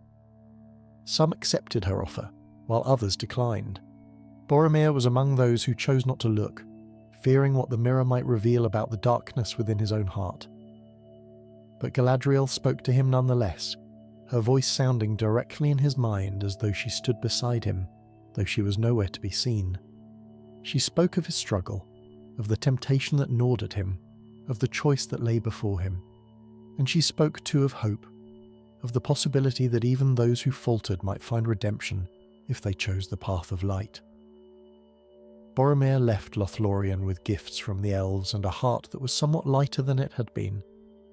The final stage of their journey lay ahead, the long voyage down the great river toward the Falls of Rauros, and the crossroads where the Fellowship's path would diverge. He did not know what awaited him at journey's end, but he faced it with renewed determination. The days on the river were peaceful ones, despite the ever-present threat of pursuit. Boromir found himself spending more time with the hobbits, particularly Merry and Pippin, whose cheerful spirits reminded him of the simple joys he'd fought to protect all his life. They asked him endless questions about Gondor, about the great battles he'd fought, about the White Tower and the tree that had once bloomed in its courtyard. And Boromir answered them all, finding unexpected pleasure in their wonder and enthusiasm. But as they drew closer to their destination, the shadow within him began to stir once more.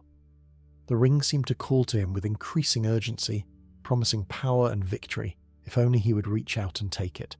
He tried to resist, tried to remember the lessons he had learned, but the voice grew louder with each passing hour.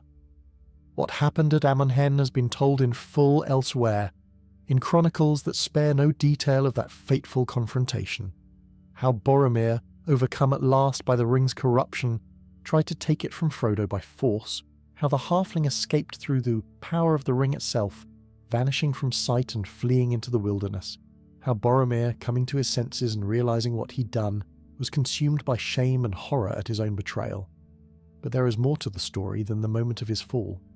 For when the orcs came, when the servants of the enemy descended upon the Fellowship in overwhelming numbers, it was Boromir who stood against them, not to redeem himself, for he believed himself beyond redemption, but because it was the right thing to do, because Merry and Pippin needed protection, because even in his darkest moment he remained at heart a defender of the innocent.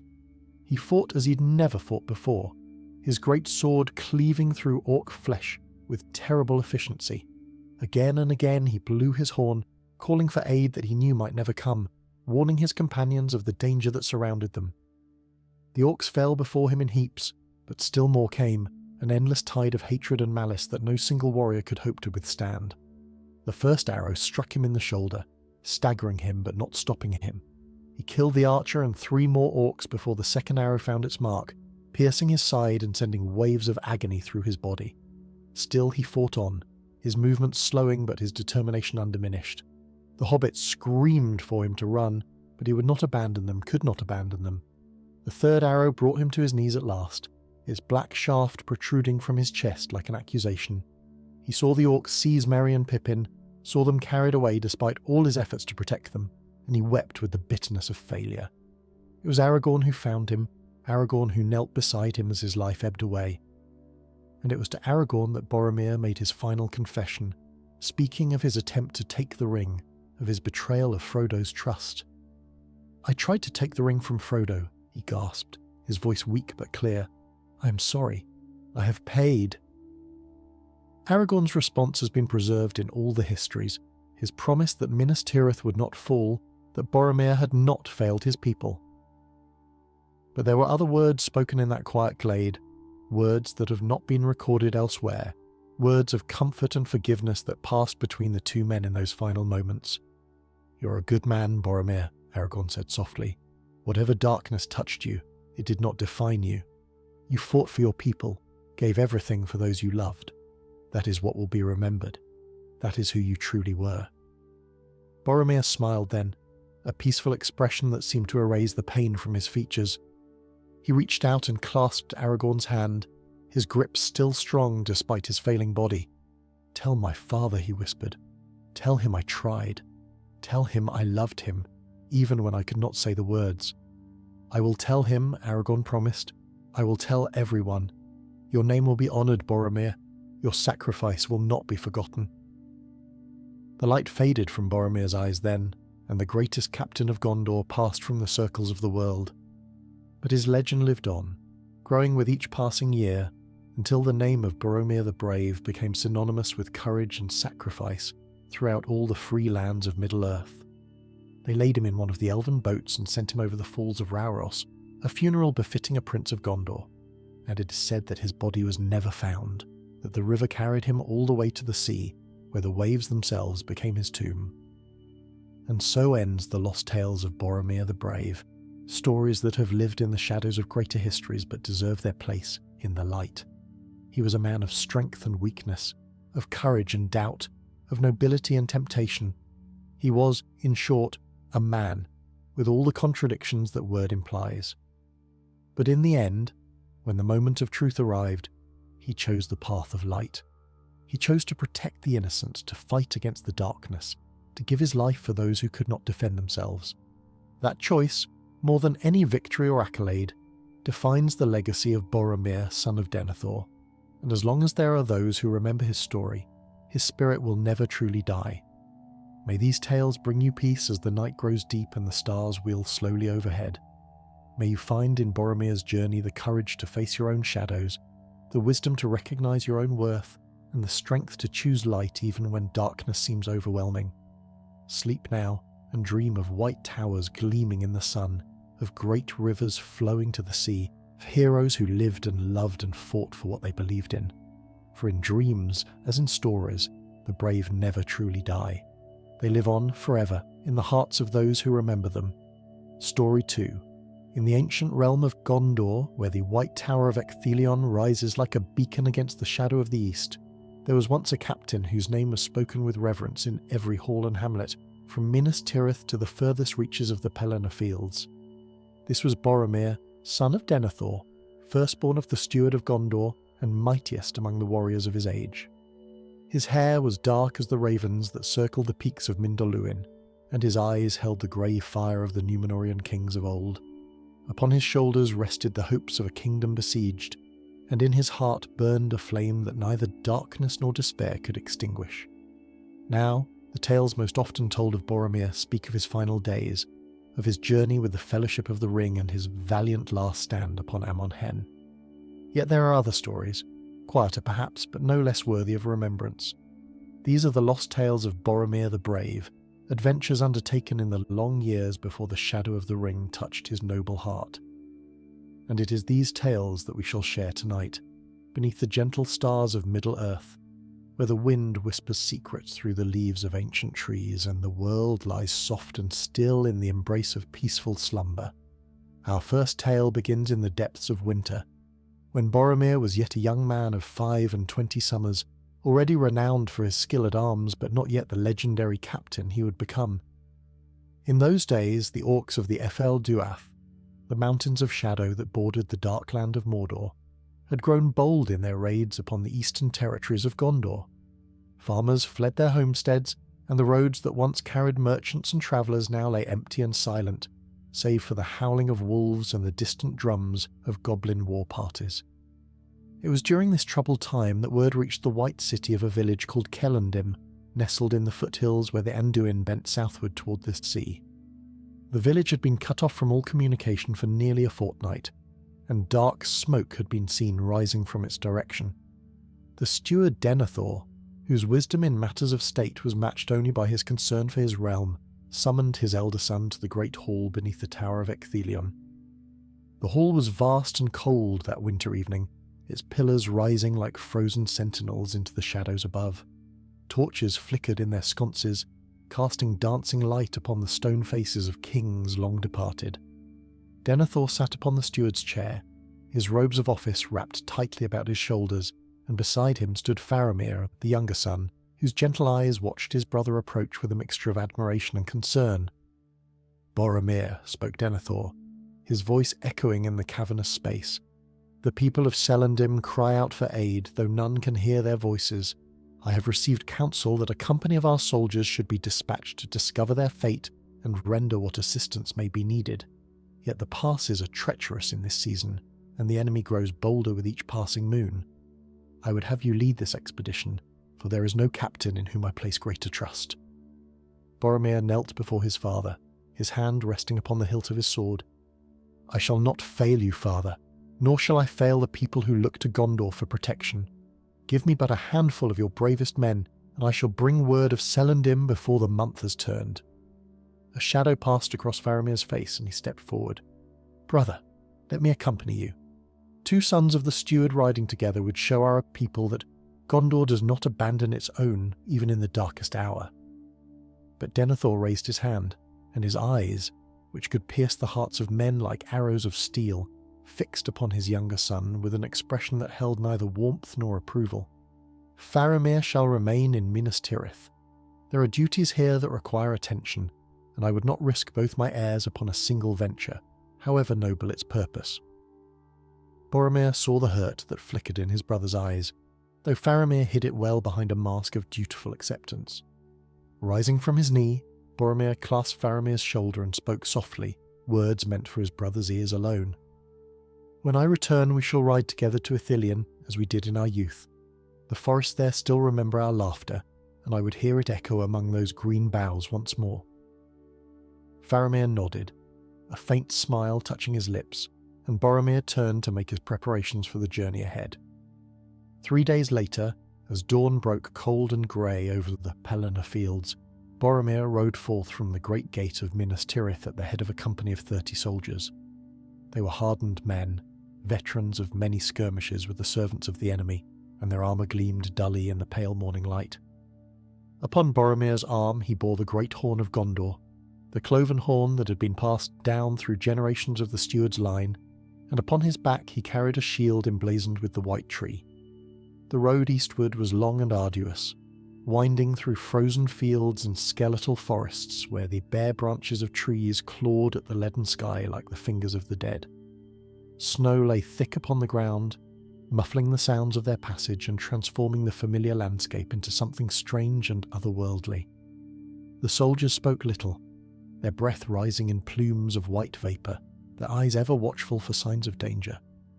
On the third night of their journey they made camp in a hollow between two hills, where a grove of hardy pines offered some shelter from the bitter wind.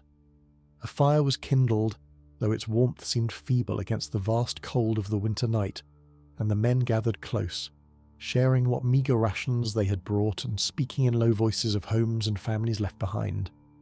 Boromir walked the perimeter of the camp, as was his custom, ensuring that the sentries were alert and that no threat lurked unseen in the darkness beyond the firelight. It was during this patrol that he noticed one of his soldiers sitting apart from the others, a young man named Haldor whose face still bore the softness of youth beneath its mask of determination.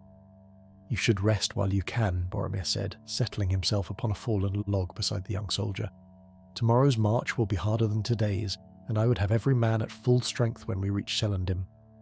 Haldor looked up, his eyes reflecting the distant glow of the campfire.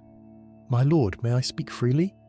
Boromir nodded, and the young man continued, his voice barely above a whisper. "I am afraid, not of battle, for I have trained for that since I was old enough to hold a sword, but of what we may find in Celandrim. My mother's sister lives there, with her husband and their 3 children. When I heard of the smoke and the silence, I volunteered for this company at once, but now I wonder if I'm riding toward news that will break my heart."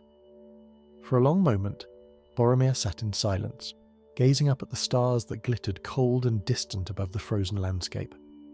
When he spoke, his voice was gentle, stripped of the commanding tone he used when addressing his men in matters of war.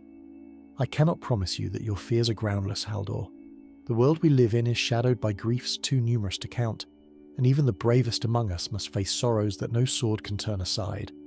But I can tell you this, whatever we find in Celandrim, you shall not face it alone. We are brothers in arms, bound by oaths and by the love we bear for our land and our people. That bond is stronger than fear, stronger than despair, stronger even than death itself." Haldor looked at his captain, and in his eyes there kindled a spark of courage that had not been there before. "Thank you, my lord. I shall try to be worthy of the trust you place in me." Boromir clasped the young man's arm. "You already are. Now get some sleep. Dawn comes swiftly, and with it our duty calls." As Haldor rose and made his way toward the fire, Boromir remained seated upon the fallen log, his thoughts turning to his own family, to his father's stern face and his brother's gentle heart. He thought of the great horn at his side, of the weight of expectation that pressed upon his shoulders, and of the nameless dread that sometimes crept into his dreams when the night was darkest. But he pushed these thoughts aside, for a captain could not afford the luxury of doubt, not when so many depended upon his strength. The wind howled through the pines, carrying with it the faint scent of smoke from distant fires, and somewhere in the darkness a wolf raised its voice in a mournful howl. Boromir drew his cloak more tightly about his shoulders and turned his gaze eastward, toward the mountains where shadow lay heavy upon the land. Tomorrow they would reach Celandrim, and whatever waited there would be met with courage and resolve.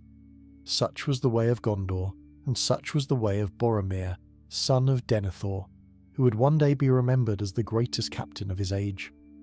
The dawn of the 4th day brought no respite from the bitter cold, but it did bring the company of Gondor within sight of their destination.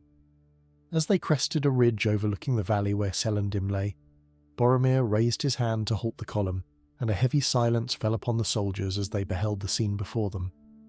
The village had not been destroyed, as they had feared, but neither did it appear to be thriving. A pall of grey smoke hung over the cluster of stone cottages and thatched roofs, rising not from the chimneys but from a great pit that had been dug in the centre of the village square. No figures moved in the narrow streets, no cattle lowed in the fields, and no dogs barked to announce the arrival of strangers.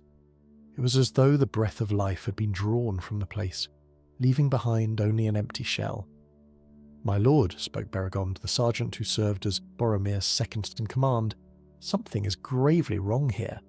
I smell no death upon the wind, yet I see no living soul. What manner of calamity could empty a village so completely?" Boromir's eyes narrowed as he studied the scene below.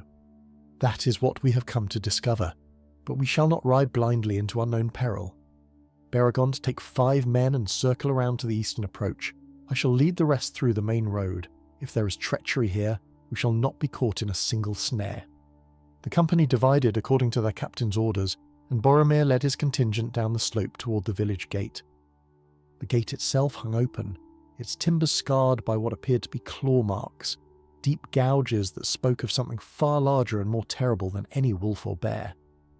The soldiers exchanged uneasy glances, but none voiced their fears aloud, for their captain rode at their head with his chin held high and his hand resting calmly upon the hilt of his sword. As they passed through the gate and into the village proper, the silence grew oppressive, pressing upon their ears like a physical weight. The cottages they passed showed signs of hasty abandonment. Doors left ajar, shutters banging in the wind, belongings scattered in the streets as though their owners had fled in desperate haste. Yet there were no bodies, no bloodstains, no evidence of the violence that usually accompanied orc raids. They reached the village square, where the great pit continued to smoulder with a fire that burned low and sullen. Boromir dismounted and approached the pit's edge, peering down into the depths where ash and ember glowed like the eyes of some slumbering beast. The heat that rose from below was intense, far greater than any ordinary fire could produce, and the stone rim of the pit had been blackened and cracked by temperatures that seemed almost supernatural in their ferocity. "What manner of fire burned so hot?" murmured one of the soldiers, his voice trembling slightly.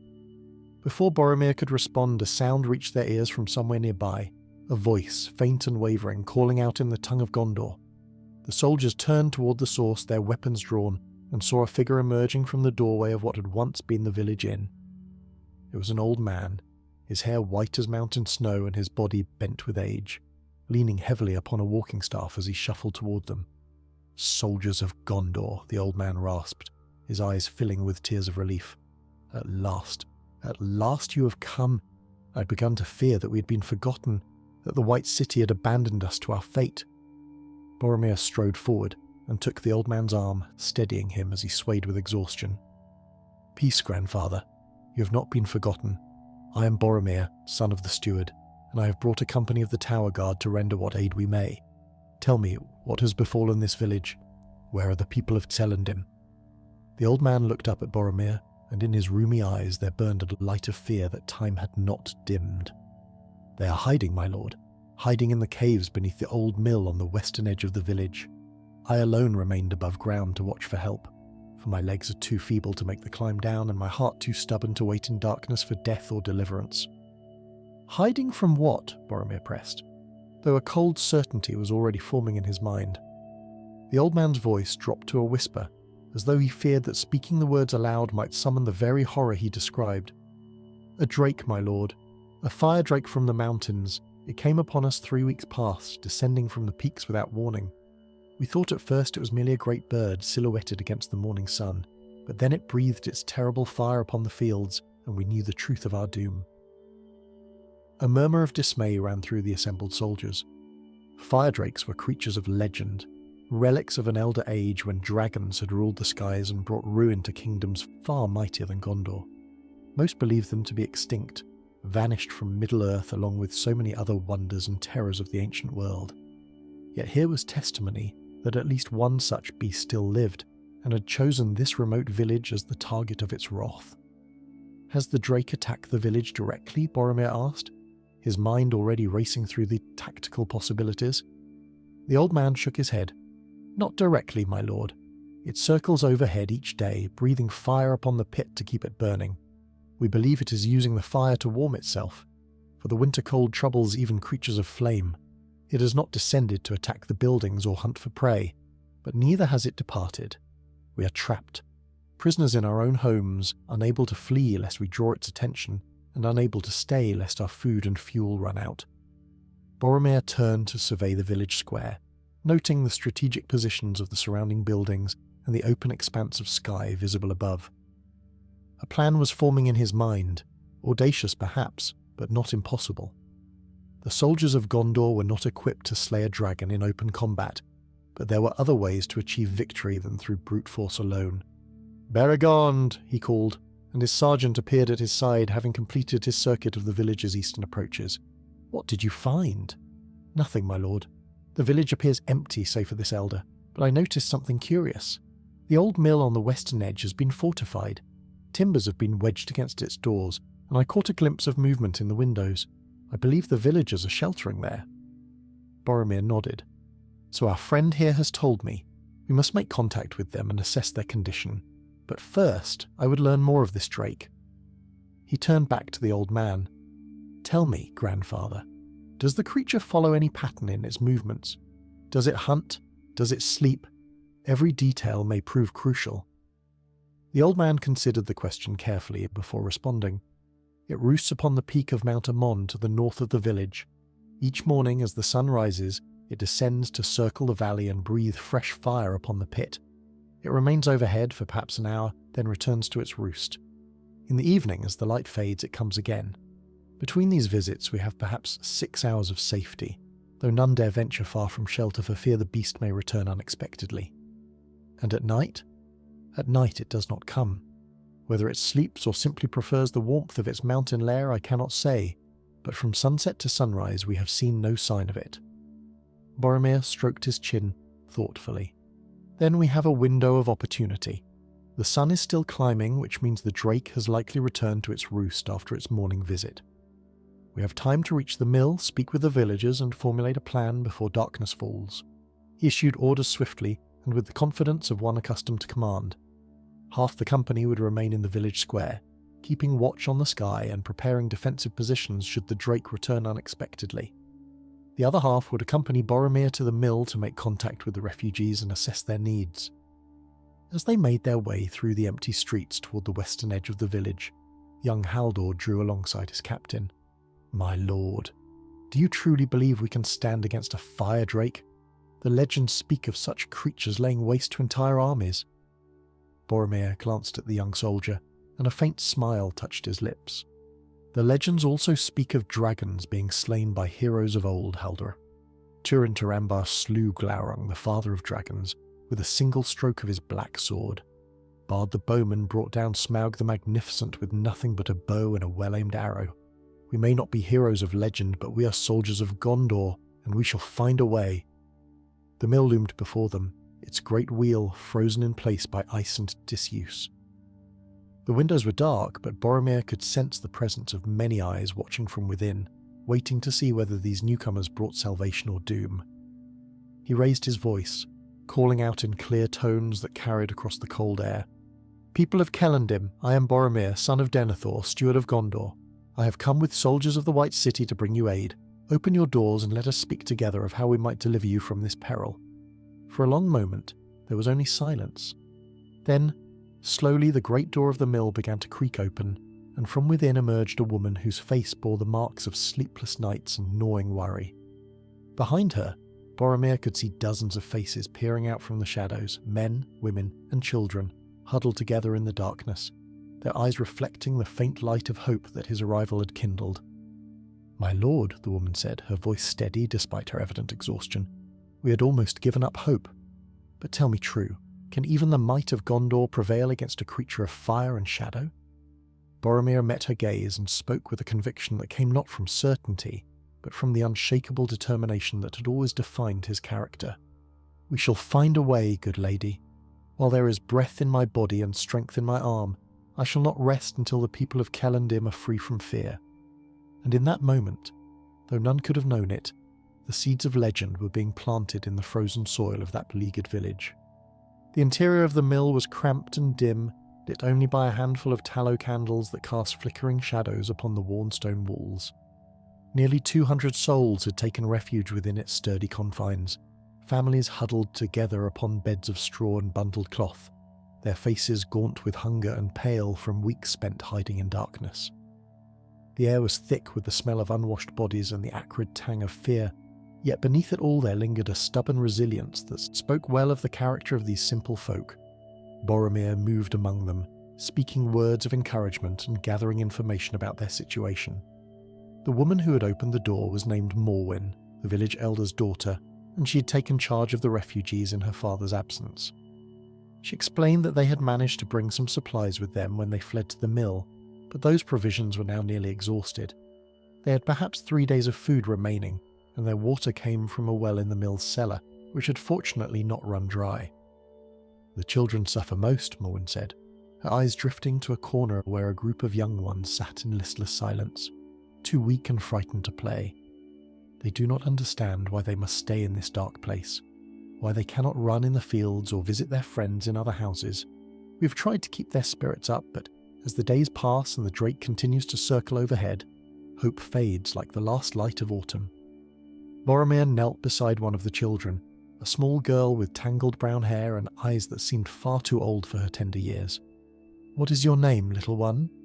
The girl looked up at him, and for a moment her gaze held the wariness of a wounded animal. Then, slowly she answered, "Eleanor, my lord, like the flower that grows in the gardens of the elves." "A beautiful name for a beautiful child," Boromir said gently. "Tell me, Eleanor, are you brave?" The girl considered the question with the solemnity that only children can muster. "I try to be, my lord. My mother says that being brave does not mean you're not afraid. It means you do what must be done even when you're scared." Boromir smiled, and for a moment the weight of command seemed to lift from his shoulders. "Your mother is very wise, and I promise you, Eleanor, that I shall do everything in my power to make sure you can run in the fields again and see your friends and pick flowers in the sunshine. Do you believe me?" The girl nodded slowly, and in her eyes there kindled a spark of hope that had not been there before. Boromir rose and turned back to Morwen, his expression once again that of a captain confronting a tactical problem. "I must see this drake for myself," he said. "When does it typically return for its evening visit?" Morwen glanced toward the narrow windows through which the pale winter light was already beginning to fade. "Within the hour, my lord. When the sun touches the western peaks, the beast descends from its roost and circles the valley. It will breathe fire upon the pit to rekindle the flames, then return to the mountain. The whole visitation lasts perhaps half an hour." Boromir nodded. "Then I shall observe from the mill's upper level. I need to understand this creature's behaviour, its size, its movements. Only then can I devise a strategy for dealing with it." He climbed the rickety ladder that led to the mill's loft, where the great grinding stone sat silent and still beneath a coating of frost. A small window offered a view of the valley and the mountains beyond, and it was here that Boromir positioned himself, his keen eyes scanning the northern peaks for any sign of movement. The wait was not long. As the sun began its descent toward the western horizon, painting the sky in hues of crimson and gold, a dark shape detached itself from the summit of Mount Ammon and began to glide downward on wings that seemed to span the very heavens. Boromir's breath caught in his throat as the fire drake came into clearer view, and he understood at last why such creatures had been the terror of ages past. The beast was enormous, easily 50 feet from snout to tail, its scales gleaming like burnished copper in the dying light. Its wings, membranous and veined with fire, beat the air with a sound like distant thunder, and from its nostrils curled wisp of smoke that spoke of the inferno smouldering within. Its eyes, visible even at this distance, burned with an intelligence that was cold and ancient and utterly merciless. The drake circled the village twice, its shadow passing over the huddled buildings like the herald of doom. Then it descended toward the pit in the village square and opened its great maw, releasing a torrent of flame that roared like the voice of a furnace. The fire struck the pit and erupted upward, in a column of heat and light that could be felt even at the mill, and the smouldering embers within burst back into full conflagration. For several long minutes the drake hovered above the pit, basking in the warmth of its own creation. Boromir studied it intently, noting the way it moved, the rhythm of its wing beats, the pattern of its flight. He observed that the creature favoured its left side slightly, as though an old injury troubled its right wing, and that its scales seemed thinner along the underside of its belly, where the copper gleam gave way to a duller, more mottled coloration. At last, With a final contemptuous sweep of its tail, the drake turned and began its ascent back toward Mount Ammon. Boromir watched until it had vanished among the peaks, then climbed down from the loft to rejoin his soldiers and the villagers. "I have seen it," he announced, his voice calm despite the gravity of what he had witnessed. "It is a fearsome creature, but it is not invincible. I noticed weaknesses that may be exploited, and I believe I have the beginnings of a plan." The soldiers gathered close, their faces a mixture of fear and determination, while the villagers listened from the shadows with bated breath. Boromir outlined his observations: the drake's favoured left side, the thinner scales on its belly, its apparent attachment to the warmth of the fire pit. "We cannot hope to slay this beast in open combat," he admitted. "Its fire would consume us before we could close to striking distance. But if we can lure it into a position of vulnerability, if we can force it to the ground where its wings cannot save it, we may have a chance." Aragorn spoke up, his weathered face thoughtful. "And the pit, my lord? If the drake is so attached to its fire, perhaps we can use that against it. What if we were to extinguish the flames? Would the creature not descend to rekindle them?" Boromir nodded slowly. "That is precisely what I was thinking. If we quench the fire completely, the drake will be forced to land in order to breathe new flames into the pit, and when it lands, it will be at its most vulnerable." "But how do we attack it once it is on the ground?" asked another soldier. "Even without its flight, such a creature could destroy us all with a single breath." "That is where cunning must serve where strength cannot," Boromir replied. "We will prepare a trap. The pit itself will be our weapon.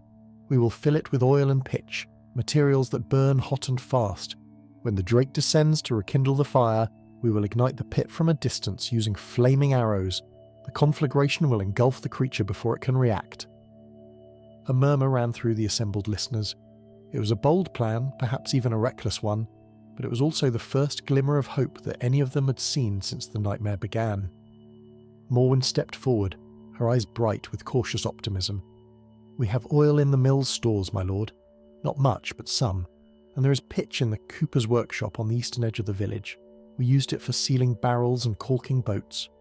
"Then we have our materials," Boromir said. "But we must work quickly and in secret. The drake must not suspect that anything has changed until it is too late. Tonight, under cover of darkness, we will begin our preparations. By tomorrow evening, when the creature returns for its evening visit, everything must be in place." The hours that followed were a whirlwind of activity. Under Boromir's direction, soldiers and villagers alike worked together to gather the necessary supplies. Barrels of oil were rolled from the mill's stores, and teams of men crept through the darkened streets to the cooper's workshop, returning with buckets of thick black pitch. The fire pit was carefully quenched, its embers doused with water carried from the mill's well, until nothing remained but ash and steam. Throughout the night, the pit was transformed into a trap. Oil and pitch were poured into its depths, soaking into the ash and pooling it at the bottom. Channels were dug leading away from the pit, filled with oil-soaked straw that would carry flames from a safe distance. Archers were positioned on the rooftops of surrounding buildings, their arrows wrapped in cloth and dipped in oil, ready to be lit at Boromir's command. As dawn approached and the first grey light began to creep over the eastern mountains, Boromir surveyed their handiwork with a critical eye. Everything was in place. The trap was set. Now they could only wait and pray that their plan would succeed. "My lord," young Haldor said, approaching with a cup of hot broth, "you have not slept all night. You should rest while you can." Boromir accepted the broth with a grateful nod, but shook his head at the suggestion of sleep. "I shall rest when the people of Celendim are safe. Until then, there is too much to do, and too much that could go wrong. A captain who sleeps while his soldiers stand watch is no captain at all." He lifted the cup to his lips, savouring the warmth that spread through his weary body, and turned his gaze northward toward Mount Ammon, where the fire drake slumbered in its lair, unaware that this day would bring a reckoning unlike any it had faced in its long and terrible existence. The morning passed with agonizing slowness, each hour stretching like taffy beneath the weight of anticipation. When the sun rose and the fire drake descended for its customary visit, Boromir and his company remained hidden, watching from the shadows as the great beast circled the village square and discovered that its precious fire had been extinguished. The creature's reaction was immediate and terrible. It threw back its massive head and released a roar that shook the very foundations of the buildings, a sound of fury and confusion that, echoed off the surrounding mountains like the voice of doom itself. For a heart-stopping moment, Boromir feared that the drake would land immediately, before all their preparations were complete. But the beast seemed wary, its ancient intelligence sensing that something was amiss. It circled lower, its burning eyes scanning the streets and rooftops for any sign of threat, its nostrils flaring as it tested the air for unfamiliar scents. The soldiers held their breath, pressing themselves deeper into their hiding places, praying that the creature would not detect their presence. At last, after what seemed an eternity, the drake appeared to reach a decision. Rather than descending to investigate further, it climbed back toward the sky, its wings beating with powerful strokes that sent gusts of wind swirling through the empty streets.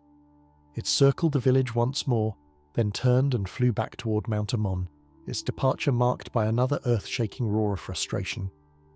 "It suspects something," Baragon said grimly, as the soldiers emerged from their hiding places.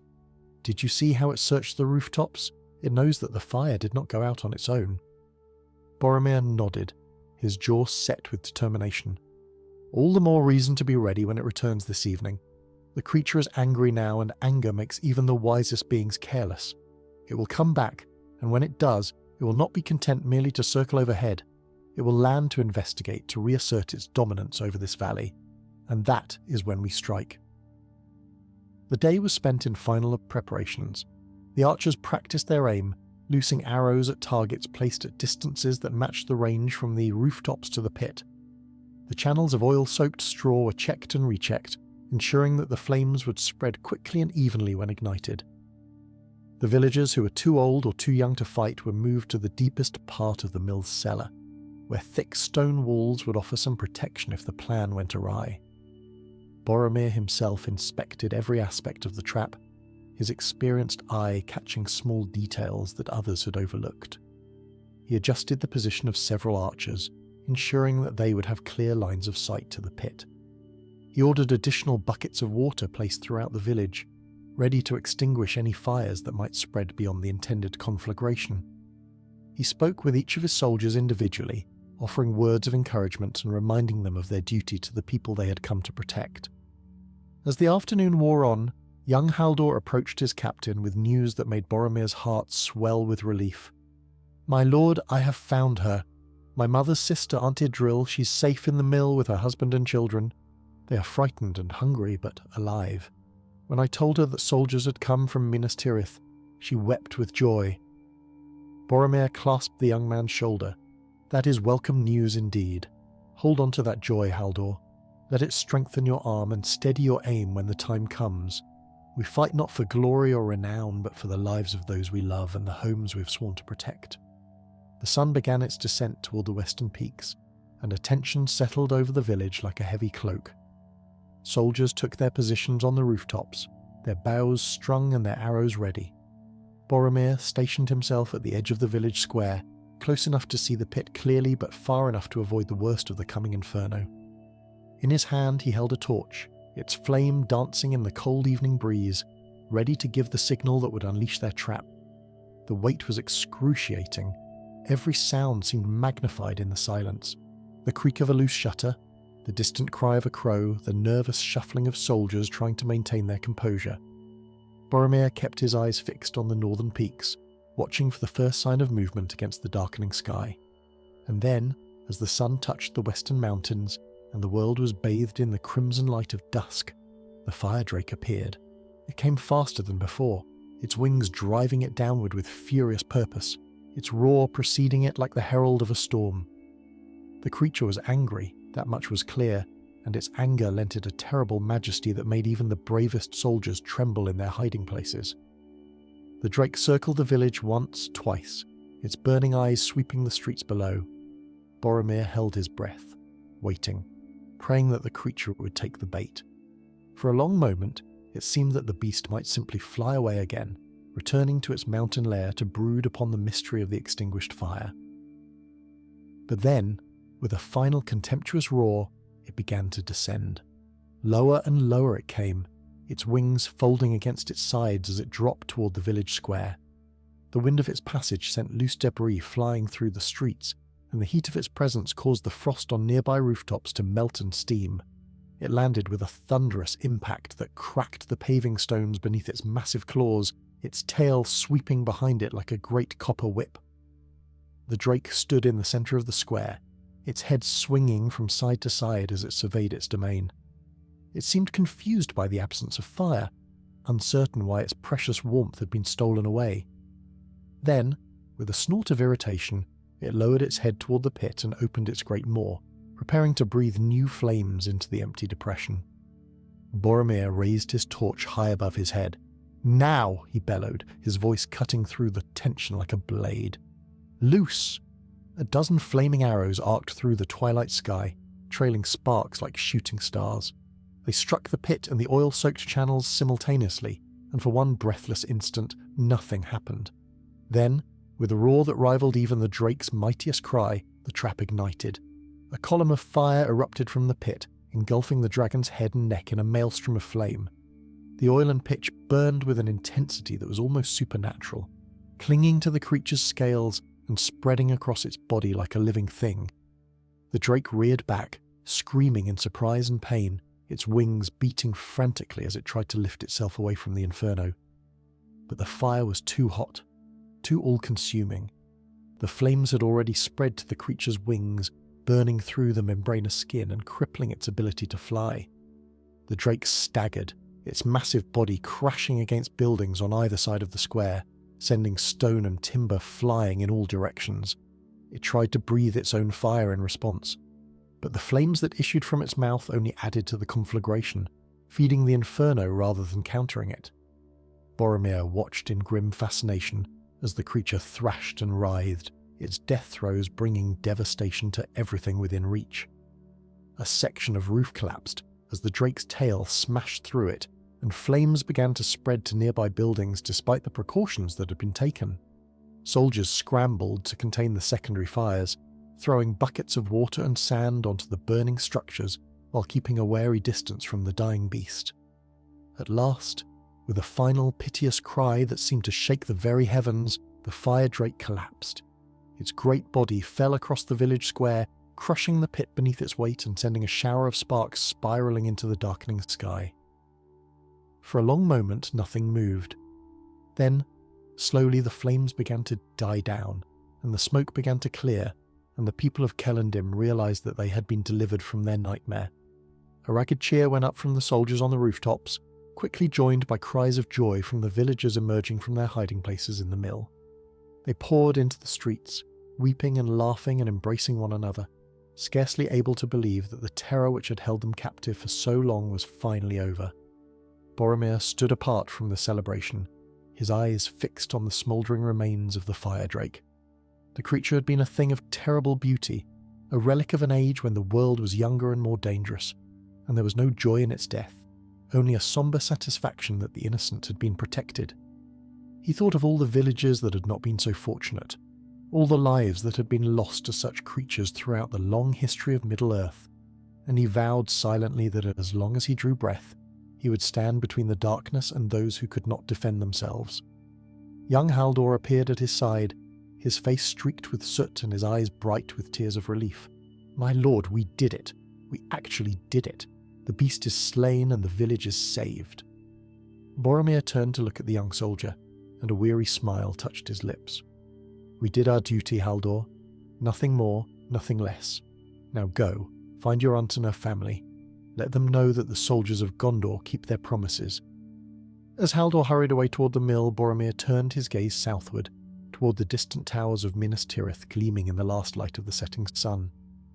There would be other battles to fight, other terrors to face, other promises to keep. But for tonight at least, the shadow had been pushed back, and the light of hope burned bright in the hearts of those who had dared to stand against the darkness. The days that followed the slaying of the fire drake were filled with labour and renewal. Boromir and his soldiers remained in Celondim to help the villagers rebuild what had been destroyed, clearing rubble from the streets and repairing damaged roofs before the worst of winter set in. The carcass of the great beast was dragged to the edge of the valley and burned, its bones buried beneath a cairn of stones that would serve as a monument to the courage of those who had faced it. Word of the victory spread quickly through the surrounding countryside, carried by travellers and traders who could scarcely believe the tale they heard. A fire drake slain by a company of soldiers from Minas Tirith, led by the steward's own son. It seemed the stuff of legend, a story to be told around hearth fires for generations to come. And indeed, the bards of Gondor would eventually compose songs about the Battle of Celondim, though Boromir himself never cared much for such things, preferring to let his deeds speak for themselves. When at last the time came for the company to depart, the villagers gathered at the gate to bid them farewell. Morwen pressed a small package into Boromir's hands, wrapped in cloth and tied with a ribbon of blue silk. "A token of our gratitude, my lord," she said, her eyes glistening with unshed tears. "It is not much, but it comes from hearts that will never forget what you have done for us." Boromir unwrapped the package to find a brooch of hammered silver, fashioned in the shape of the White Tree of Gondor. It was simple work, clearly made by village craftsmen rather than the skilled silversmiths of the capital, but its sincerity made it more precious than any treasure of gold or gems. He pinned it to his cloak beside the great horn of Gondor and bowed his head in acknowledgement. "The people of Celondim have shown courage beyond measure," he said, his voice carrying across the assembled crowd. "You did not despair when darkness fell upon you, and you did not abandon one another when hope seemed lost. That is the true spirit of Gondor, the spirit that has sustained our realm through countless trials and tribulations.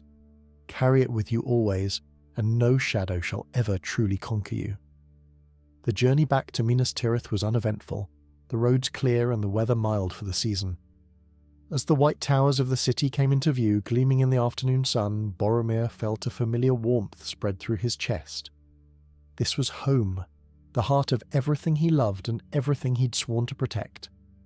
Whatever challenges lay ahead, he would face them with the same determination that had carried him through the darkness of Celondim. His return was greeted with celebration, for news of his victory had preceded him. The streets were lined with cheering crowds, and flowers were thrown beneath the hooves of his horse as he rode up through the 7 levels of the city toward the citadel. Denethor himself emerged from the Tower of Ithilien to greet his son, his stern face softened by something that might have been pride. "You have done well, my son," the steward said, clasping Boromir's arm in a grip that spoke louder than words. "The realm is in your debt, and the name of our house is honoured by your deeds." Faramir was there too, standing slightly behind their father, his gentle eyes bright with admiration and relief. When the formal greetings were concluded and they could speak privately, the brothers embraced with the fierce affection that had bound them since childhood. "I feared for you," Faramir admitted, his voice thick with emotion. "When I heard about the fire drake, I wanted to ride out myself, to stand beside you against such a terror. But father would not permit it, and I was forced to wait and wonder and pray." Boromir smiled and ruffled his brother's hair, a gesture that harked back to their youth when such informality had been common between them. "Your prayers were answered, little brother, and I kept my promise, did I not? We shall ride to Ithilien together as soon as duty permits. The forests are waiting for us." But duty, as it so often did, had other plans. Scarcely had Boromir settled back into the routines of life in Minas Tirith when new troubles arose to demand his attention. Reports came from the southern fiefs of corsair ships raiding the coastal villages, and from the eastern marches of increased orc activity in the passes of the Ephel Duath. The shadow that lay upon Middle-earth was stirring, and Gondor's defenders found themselves stretched thin across a realm that seemed to grow more perilous with each passing season. It was during this time of mounting tension that our second tale begins, a story that would test Boromir's courage in ways that no battle against beasts or orcs ever could. For the enemies he had faced until now, however terrible, had been creatures of flesh and blood, beings that could be fought with sword and fire. But there are other dangers in Middle-earth, older and subtler, that cannot be overcome by strength of arms alone. The tale came to Boromir's ears by way of an old soldier named Baranor, who had served in the Tower Guard for nearly 40 years, and whose knowledge of Gondor's history was legendary among the men of the White City. Baranor sought audience with Boromir one evening in the Great Hall, his weathered face troubled and his hands trembling as he clutched a leather pouch to his chest. "My lord," the old soldier said, his voice barely above a whisper, "I come to you with a matter of grave importance, one that I dare not bring before the steward himself. It concerns the paths of the dead, A murmur ran through the hall at the mention of that name, for there was no place in all of Gondor more feared or more forbidden than the haunted road that ran beneath the Dwemerberg, the haunted mountain. It was said that an army of the dead dwelt there, spirits of men who had broken an oath sworn to Isildur himself, and were cursed to linger in the darkness until their vow was fulfilled. No living man had walked those paths and returned to tell the tale, or so the legends claimed. Boromir leaned forward in his chair, his interest piqued despite the chill that the old soldier's words had sent down his spine. "Speak on, Baranor. What of the paths of the dead?" The old man opened his pouch and withdrew a folded piece of parchment, yellowed with age and covered in a cramped, archaic script. "This document was discovered in the archives of the Citadel, my lord, buried among papers that had not been examined in centuries. It appears to be a letter, written by a scholar of Gondor in the days of King Ernil II, some 500 years past. The scholar claims to have found evidence of a great treasure hidden within the paths of the dead, a relic of immense power that was placed there for safekeeping during the war against Angmar." Boromir took the parchment and studied it carefully, his brow furrowing as he deciphered the archaic language. The letter spoke of a sword, a blade of Westernesse that had been wielded by a prince of Arnor in the wars against the Witch King. When Arnor fell and its people scattered, the sword was hidden in the paths of the dead, guarded by the very spirits who'd betrayed their oath. The scholar believed that if the sword could be recovered, it might prove decisive in the ongoing struggle against the forces of darkness. "Why do you bring this to me rather than to my father?" Boromir asked, looking up from the parchment. Baranor's face grew even more troubled. "Because the steward would forbid any attempt to recover the sword, my lord. He would say that the risk is too great, that the dead cannot be bargained with or overcome by mortal strength. And perhaps he would be right. But I've served Gondor all my life, and I've watched our realm grow weaker with each passing year. If there is even a chance that this weapon could turn the tide against our enemies, should we not at least investigate?" Boromir sat in silence for a long moment, weighing the old soldier's words against his own instincts. The paths of the dead were forbidden for good reason, and the thought of venturing into that haunted darkness filled him with a dread that no fire drake had ever inspired. Yet the sword described in the letter, if it truly existed, could be a weapon of incalculable value in the wars to come. At last, he made his decision. "I will go," Boromir said, his voice steady despite the weight of the words. "But I will not ask any man to accompany me on such a venture. The paths of the dead are forbidden, and those who walk them do so at the peril of their immortal souls. If there is a price to be paid for this quest, let it fall upon my shoulders alone." But Baranor shook his head, a sad smile touching his weathered lips. "Forgive me, my lord, but you will not walk those paths alone. I am old and my days of service draw to a close. Let my final act be one of courage rather than quiet retirement. I would be honoured to accompany you into the darkness." Before Boromir could respond, another voice spoke from the shadows at the edge of the hall. "And I as well, brother." Faramir stepped forward, his grey eyes bright with determination. "You promised we would ride together to Ithilien, but I think this quest holds greater importance. Whatever lies beneath the haunted mountain, you shall not face it without me at your side." Boromir opened his mouth to protest, to insist that his younger brother remain safely in Minas Tirith, where their father could protect him. But the look in Faramir's eyes stopped the words before they could be spoken. This was not the gentle dreamer who spent his days reading ancient texts and walking in gardens. This was a warrior of Gondor, a man grown who had as much right to risk his life in service to the realm as any soldier in the Tower Guard. "Father will never permit it," Boromir said at last, though even as he spoke he knew the argument was a weak one. Faramir's smile held a hint of mischief that reminded Boromir of their childhood adventures. "Father need not know until we are already gone. We can leave word that we have ridden to Ithilien on patrol, as you promised. By the time he learns the truth, we will either have succeeded in our quest, or we will be beyond his anger forever." And so it was that 3 days later, in the grey hour before dawn, when the streets of Minas Tirith lay silent and empty, 3 figures slipped through a postern gate in the city's outer wall and rode northward into the gathering light.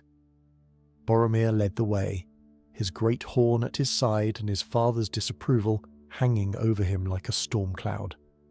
Faramir rode beside him, armed with bow and sword, his face set with quiet resolve, and behind them came old Baranor, moving stiffly in his saddle but refusing to be left behind. Their road led them through the Druidan forest, where strange stone figures watched from the shadows and the air seemed thick with ancient secrets. They crossed the Merring stream and entered the realm of Rohan, where the grass grew long and golden and the wind carried the distant thunder of horses running free. The Rohirrim they encountered regarded them with curiosity, but offered no hindrance, for the alliance between Gondor and Rohan was strong in those days, and soldiers bearing the emblem of the White Tree were welcome guests in the land of the Horse Lords. On the 5th day of their journey they came within sight of the Dwimmelberg, the haunted mountain, and even Boromir's stout heart quailed at the sight. The mountain rose like a great dark fang against the sky, its slopes bare of vegetation, its peak shrouded in perpetual cloud. There was something wrong about the place, something that went beyond mere appearance. The very air seemed colder here, and the sunlight dimmer, as though the shadow that lay upon the mountain extended its influence over all the surrounding land. At the base of the mountain they found the entrance to the Paths of the Dead. It was a door carved into the living rock, flanked by standing stones covered in runes that none of them could read. The doorway itself was black as pitch, swallowing the light of the afternoon sun and giving back nothing but a cold damp breath that smelled of earth and decay. Faramir dismounted and approached the entrance, his face pale but his step steady. He reached out and touched one of the standing stones, then drew his hand back sharply, as though he had been burned. "There is power here," he said, his voice hushed with awe. "Old power, older than Gondor itself. I can feel it pressing against my mind like a physical weight." Boromir joined his brother at the threshold, peering into the darkness beyond. "According to the letter, the sword lies in a chamber at the heart of the mountain, guarded by the King of the Dead himself. We must follow the path until we reach a great hall, and there we will find what we seek." "And the dead?" Baranor asked, his voice trembling slightly despite his efforts to remain calm. "What of the spirits who dwell within these paths? The legends say they suffer no living man to pass." "The legends say many things," Boromir replied, though his own confidence was less certain than his words suggested. "But we have come too far to turn back now. Whatever awaits us in the darkness, we shall face it together." They lit torches and entered the mountain, leaving their horses tethered outside with enough fodder and water to last several days. The path before them was narrow and winding, carved through solid rock by hands that had laboured in an age beyond memory. The walls were smooth and cold to the touch, and the floor was worn by the passage of countless feet, though none living had walked this way in centuries. As they ventured deeper, the silence grew oppressive. Their footsteps echoed strangely in the confined space, multiplying and distorting until it seemed that an army marched behind them. The torchlight flickered and danced, casting shadows that moved with a purpose of their own, and more than once Boromir thought he glimpsed faces in the darkness, pale and hollow-eyed, watching their progress with expressions of infinite sorrow. The first spirit appeared without warning. One moment the path ahead was empty, and the next a figure stood before them, translucent and glowing with a faint, sickly light. It was the shade of a man, tall and proud in bearing, clad in the armour of an age long past. Its eyes, empty sockets that nonetheless seemed to see, fixed upon Boromir with an intensity that made his blood run cold. "The living do not belong here," the spirit said, its voice like the whisper of wind through dead leaves. "Turn back, sons of Gondor. Turn back, or join us in our endless vigil." Boromir stepped forward, his hand resting on the hilt of his sword, though he knew that steel would avail him nothing against such a foe. "We seek the sword of the Prince of Arnor," he declared, his voice steady despite the fear that clawed at his heart. "It was hidden in this place 500 years ago, and we would reclaim it for the defense of the living world." The spirit laughed, a sound like bones rattling in a crypt. "Many have sought the treasures of this mountain. None have claimed them. The dead keep what is given into their care, and we do not release our charges willingly." "Then tell us what price must be paid," Faramir said, stepping up beside his brother. "We come not as thieves or plunderers, but as servants of the realm that your people once called ally. Surely there is some way to earn what we seek." The spirit regarded them in silence for a long moment, its hollow eyes seeming to peer into the very depths of their souls. Then, slowly, it raised one translucent hand and pointed deeper into the mountain. "The king will judge your worth," it said. Follow the path to the Great Hall, and there make your plea before the throne of the dead. But be warned, sons of Gondor, the king demands a price for all he gives, and that price is not always one the living are willing to pay."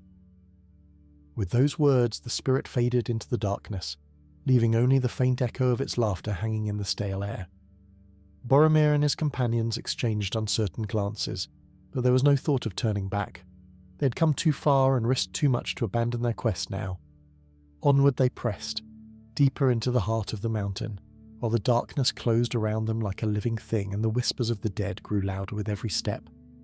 And though none of them spoke their fears aloud, each knew in his heart that the true test still lay ahead, in the great hall where the king of the dead sat upon his throne of bone and shadow, waiting to pass judgment on those who dared to disturb his eternal rest. The passage grew narrower as they descended, the walls pressing close on either side until they were forced to walk in single file. Boromir led the way, his torch held high, its flickering light barely penetrating the thick darkness that seemed to swallow illumination like a hungry beast.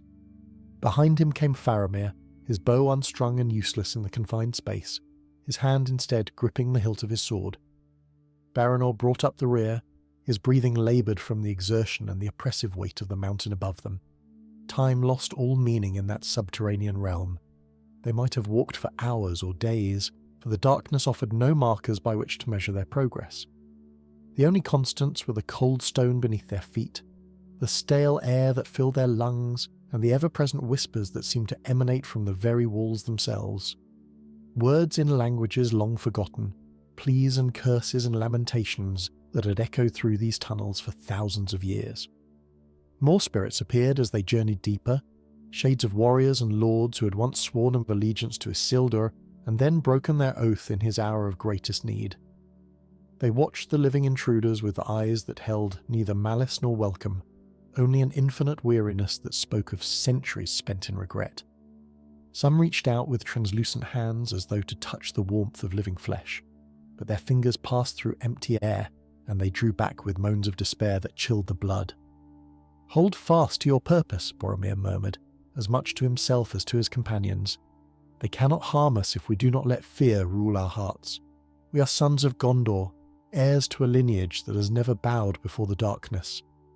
At last, after what seemed an eternity of wandering through that labyrinth of shadow, the passage opened into a vast chamber that took their breath away. The great hall of the dead stretched before them, its ceiling lost in darkness high above, its floor carpeted with the dust of ages. Pillars of black stone rose at intervals, carved with images of battles and triumphs from an era before the foundations of Minas Tirith were laid, and at the far end of the hall, upon a throne of pale bone that gleamed with an inner phosphorescence, sat the king of the dead. He was terrible to behold, this monarch of the damned. His form was more substantial than the other spirits they had encountered, as though his strength of will had preserved him more fully against the erosion of centuries. He wore a crown of tarnished silver upon his brow, and in his skeletal hand he clutched a sceptre of black iron topped with a gemstone that pulsed with sickly green light. His eyes, unlike the empty sockets of his subjects, burned with cold fire that fixed upon the three living men with an intensity that made them feel naked and exposed. "Who dares to enter the halls of the Oathbreakers?" The king's voice was the rumble of an avalanche, the grinding of tectonic plates deep beneath the earth. "Who comes seeking audience with those whom the world has forgotten?" Boromir stepped forward, forcing his legs to carry him toward that terrible throne despite every instinct that screamed at him to flee. He stopped at a respectful distance and bowed his head, not in submission but in acknowledgement of the ancient power that dwelt in this place. "I am Boromir, son of Denethor, captain of Gondor and heir to the steward's seat. With me are my brother Faramir and our companion Baranor, loyal servants of the White City. We come seeking a weapon that was entrusted to your keeping long ago, a sword of Westernesse that belonged to a prince of the Northern Kingdom." The king leaned forward on his throne, and a murmur ran through the assembled shades that filled the hall. "The sword of Arthedain," he said, and there was something like hunger in his voice. "Yes, we know of this blade. It was brought to us by one who believed that even Oathbreakers might serve some purpose in the struggle against the shadow. We have guarded it faithfully, as we were bidden."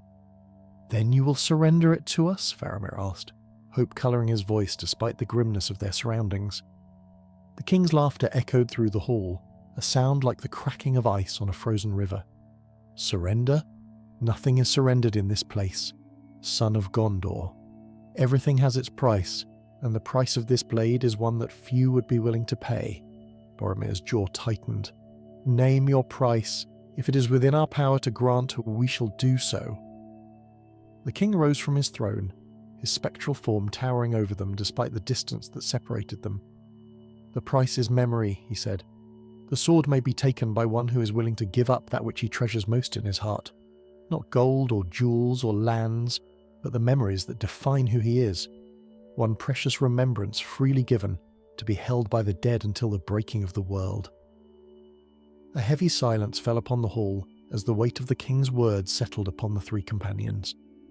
Boromir exchanged a glance with Faramir, seeing his own uncertainty reflected in his brother's eyes. To give up a memory, to have a piece of oneself torn away and lost forever, was a price more terrible than any physical sacrifice. "What manner of memory do you require?" Baranor asked, his old voice quavering but determined. "Must it be a specific recollection, or may the giver choose what he surrenders?" The king turned his burning gaze upon the old soldier. "The giver may choose, but the dead will know if he offers something of little value. The memory must be precious, treasured, something that the giver would rather die than lose. Only such a sacrifice can purchase the blade you seek." Boromir closed his eyes, his mind racing through the memories that had shaped his life. His first battle, when he had stood trembling with fear but had not fled. His father's rare words of praise spoken after some victory or accomplishment. His mother's face, gentle and loving, before illness had claimed her when he was still a boy. And Faramir, always Faramir, his constant companion and dearest friend, the brother whose laughter had brightened even the darkest days of his youth. He knew which memory he would have to offer, and the knowledge cut him like a blade. "I will pay the price," Boromir said, opening his eyes and meeting the king's gaze without flinching. "Take from me the memory of my mother's last words, spoken to me alone on the day she died. They have sustained me through every trial and tribulation of my life, and there is nothing I treasure more dearly." Faramir gasped and reached out to grip his brother's arm. "Boromir, no. There must be another way. Let me make the sacrifice instead." But Boromir shook his head, covering his brother's hand with his own. "No, Faramir. This is my quest, my responsibility. And besides," he added with a sad smile, "you are too young to remember her clearly. Your memories of our mother are few and faded. Mine are all I have left of her. And that is why they are worthy of this price." The king descended from his throne, his spectral form gliding across the dusty floor until he stood before Boromir. "You offer freely, without reservation or regret?" "I offer freely," Boromir confirmed, though his voice broke slightly on the words. "Take what I have promised and give us the sword." The king raised his skeletal hand and placed it upon Boromir's brow. The touch was cold beyond imagining, like plunging into the depths of a frozen lake, and Boromir felt something being drawn out of him, a golden thread of warmth and love being pulled from the fabric of his being. He tried to hold on to it, to remember the words his mother had whispered to him as she lay dying, but they slipped away like water through his fingers, leaving behind only an aching emptiness where something precious had once resided. When it was done, Boromir staggered and would have fallen if Faramir had not caught him. His eyes were wet with tears, though he could not have said precisely why he was weeping. He knew that he had lost something important, something that had once meant more to him than life itself, but the specifics eluded him like a dream fading in the morning light. "It is done," the king said, and there was something almost like respect in his ancient voice. "You have proven yourself worthy, son of Gondor. The sword is yours." He gestured toward a shadowed alcove at the side of the hall, and for the first time Boromir noticed the weapon that rested there upon a bier of black stone. It was a long sword of exquisite craftsmanship, its blade gleaming with a light that seemed to come from within, its hilt wrapped in leather that had not decayed despite the passage of centuries. Runes were etched along the blade, words in the ancient tongue of Numenor that spoke of hope and valour and the undying struggle against the darkness. Boromir approached the bier and lifted the sword, feeling its weight settle into his grip as though it had been made for his hand alone. Power thrummed through the blade, a warmth that drove back the chill of the dead halls and filled him with a strength he'd never known before. In that moment, despite all he had lost, he knew that the sacrifice had been worth it.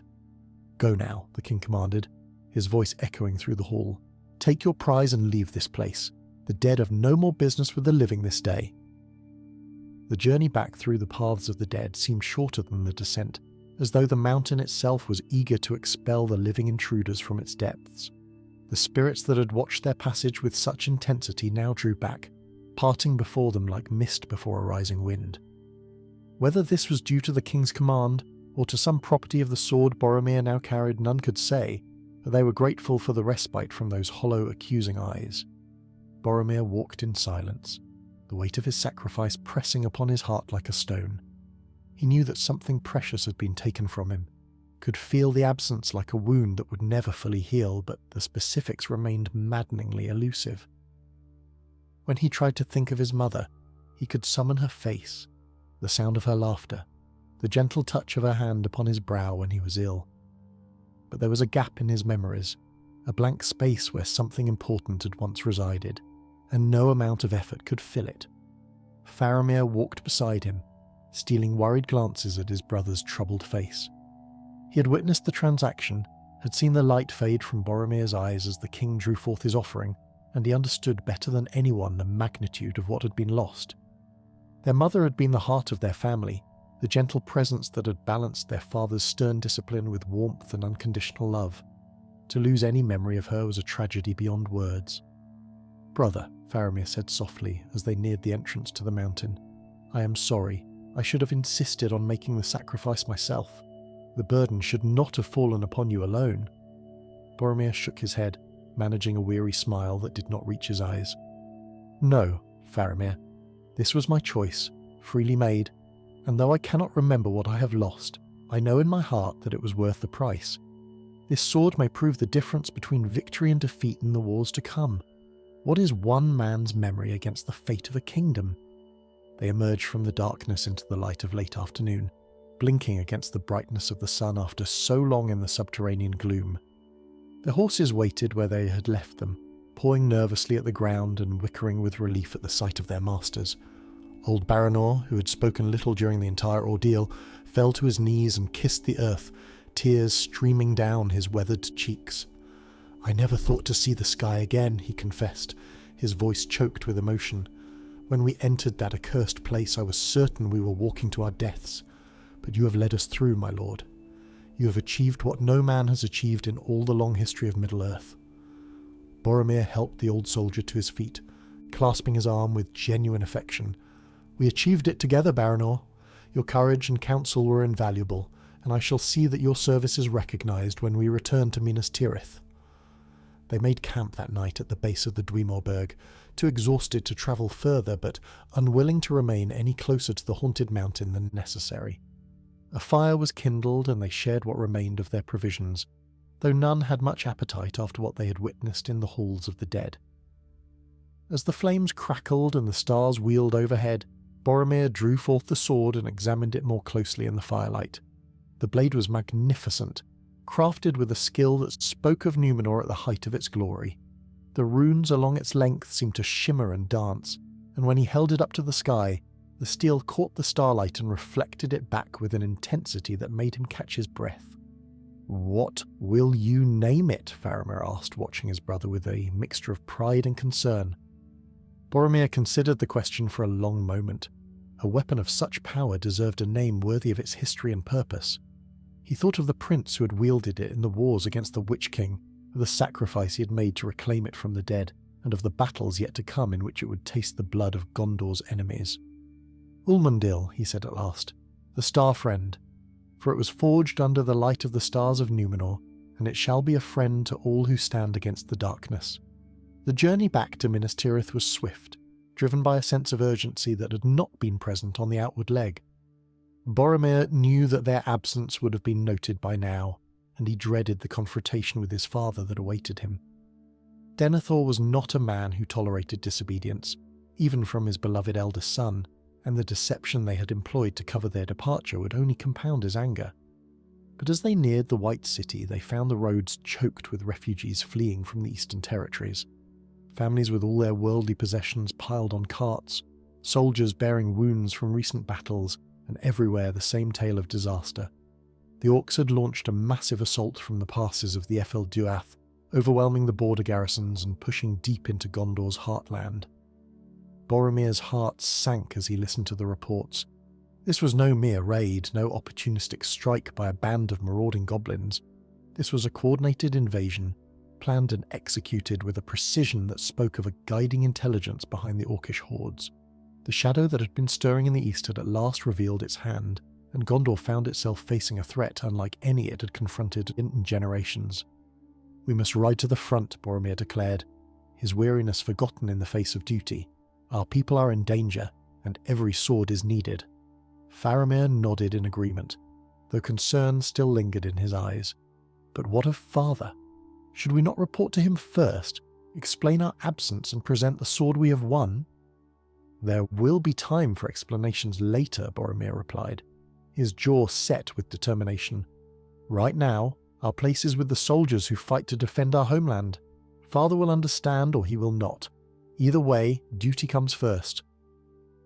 They rode hard for 3 days, following the stream of refugees eastward, until they reached the battle lines.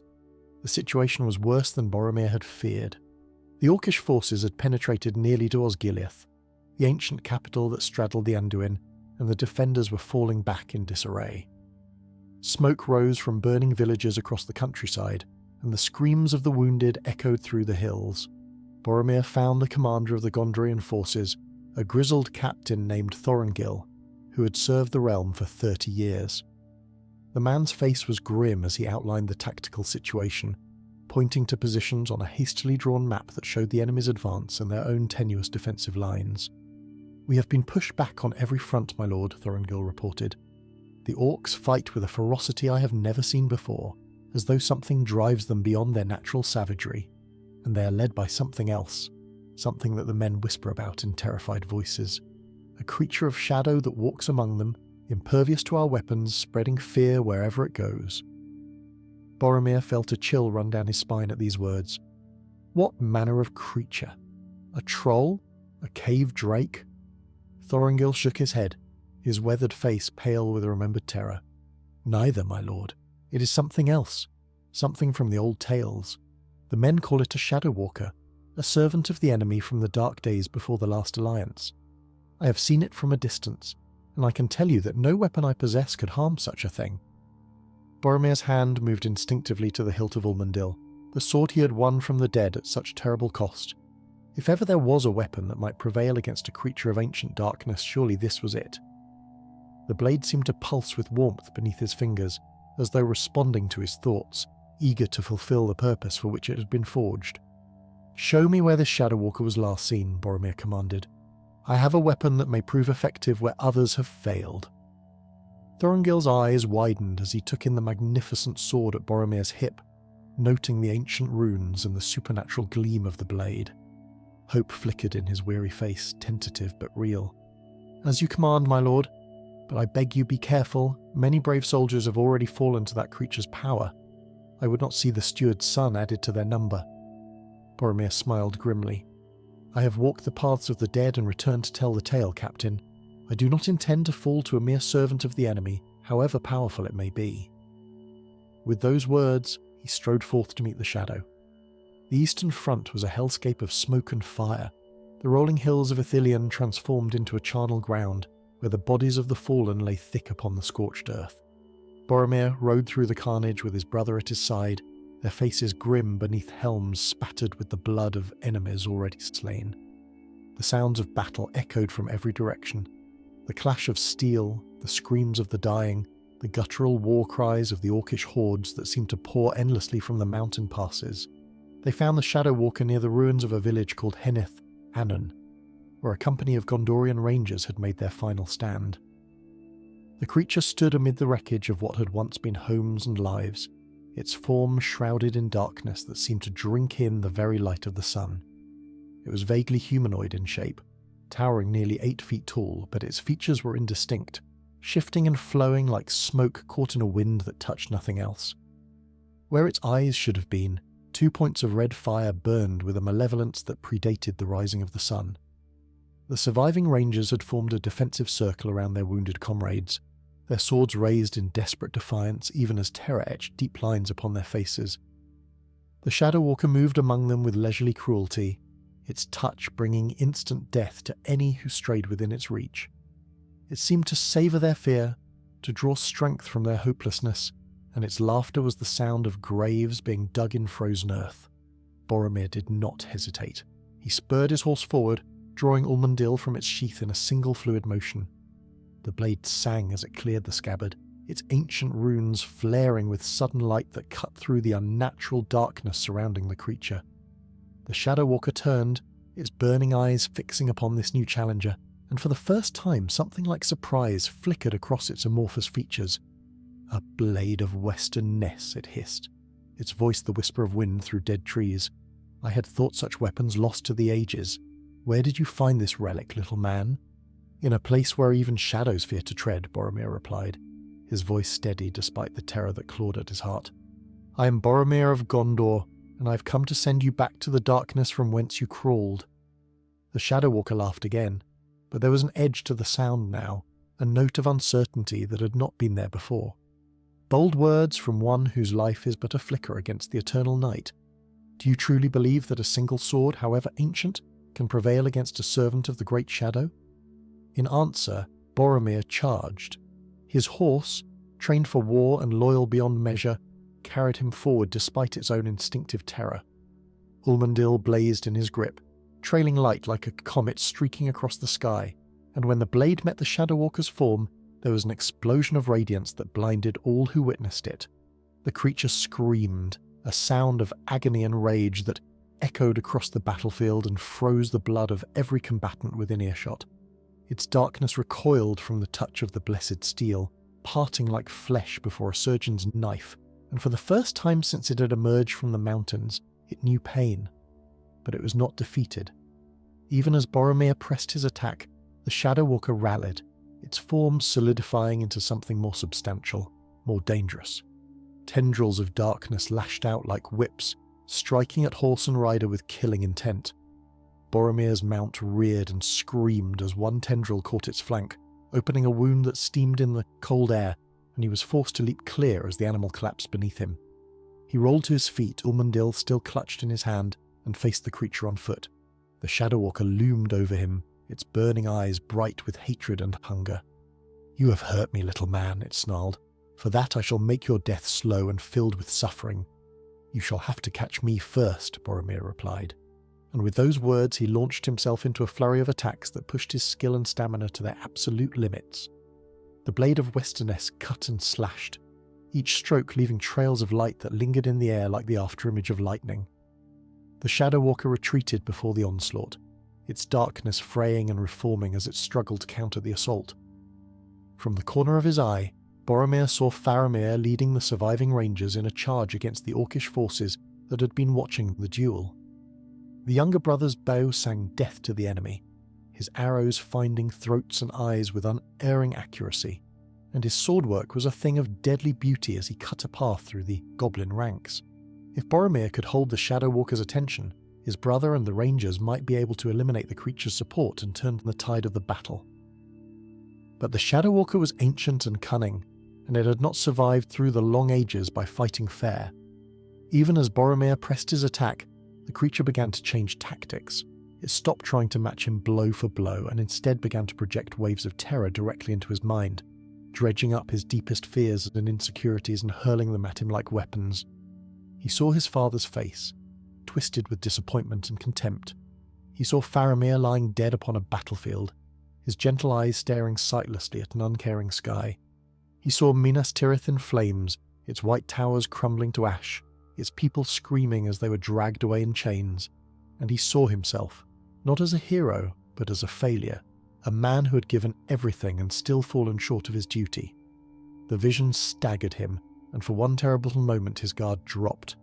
The Shadow Walker seized its opportunity, lashing out with a tendril of darkness that caught Boromir across the chest and sent him flying backward.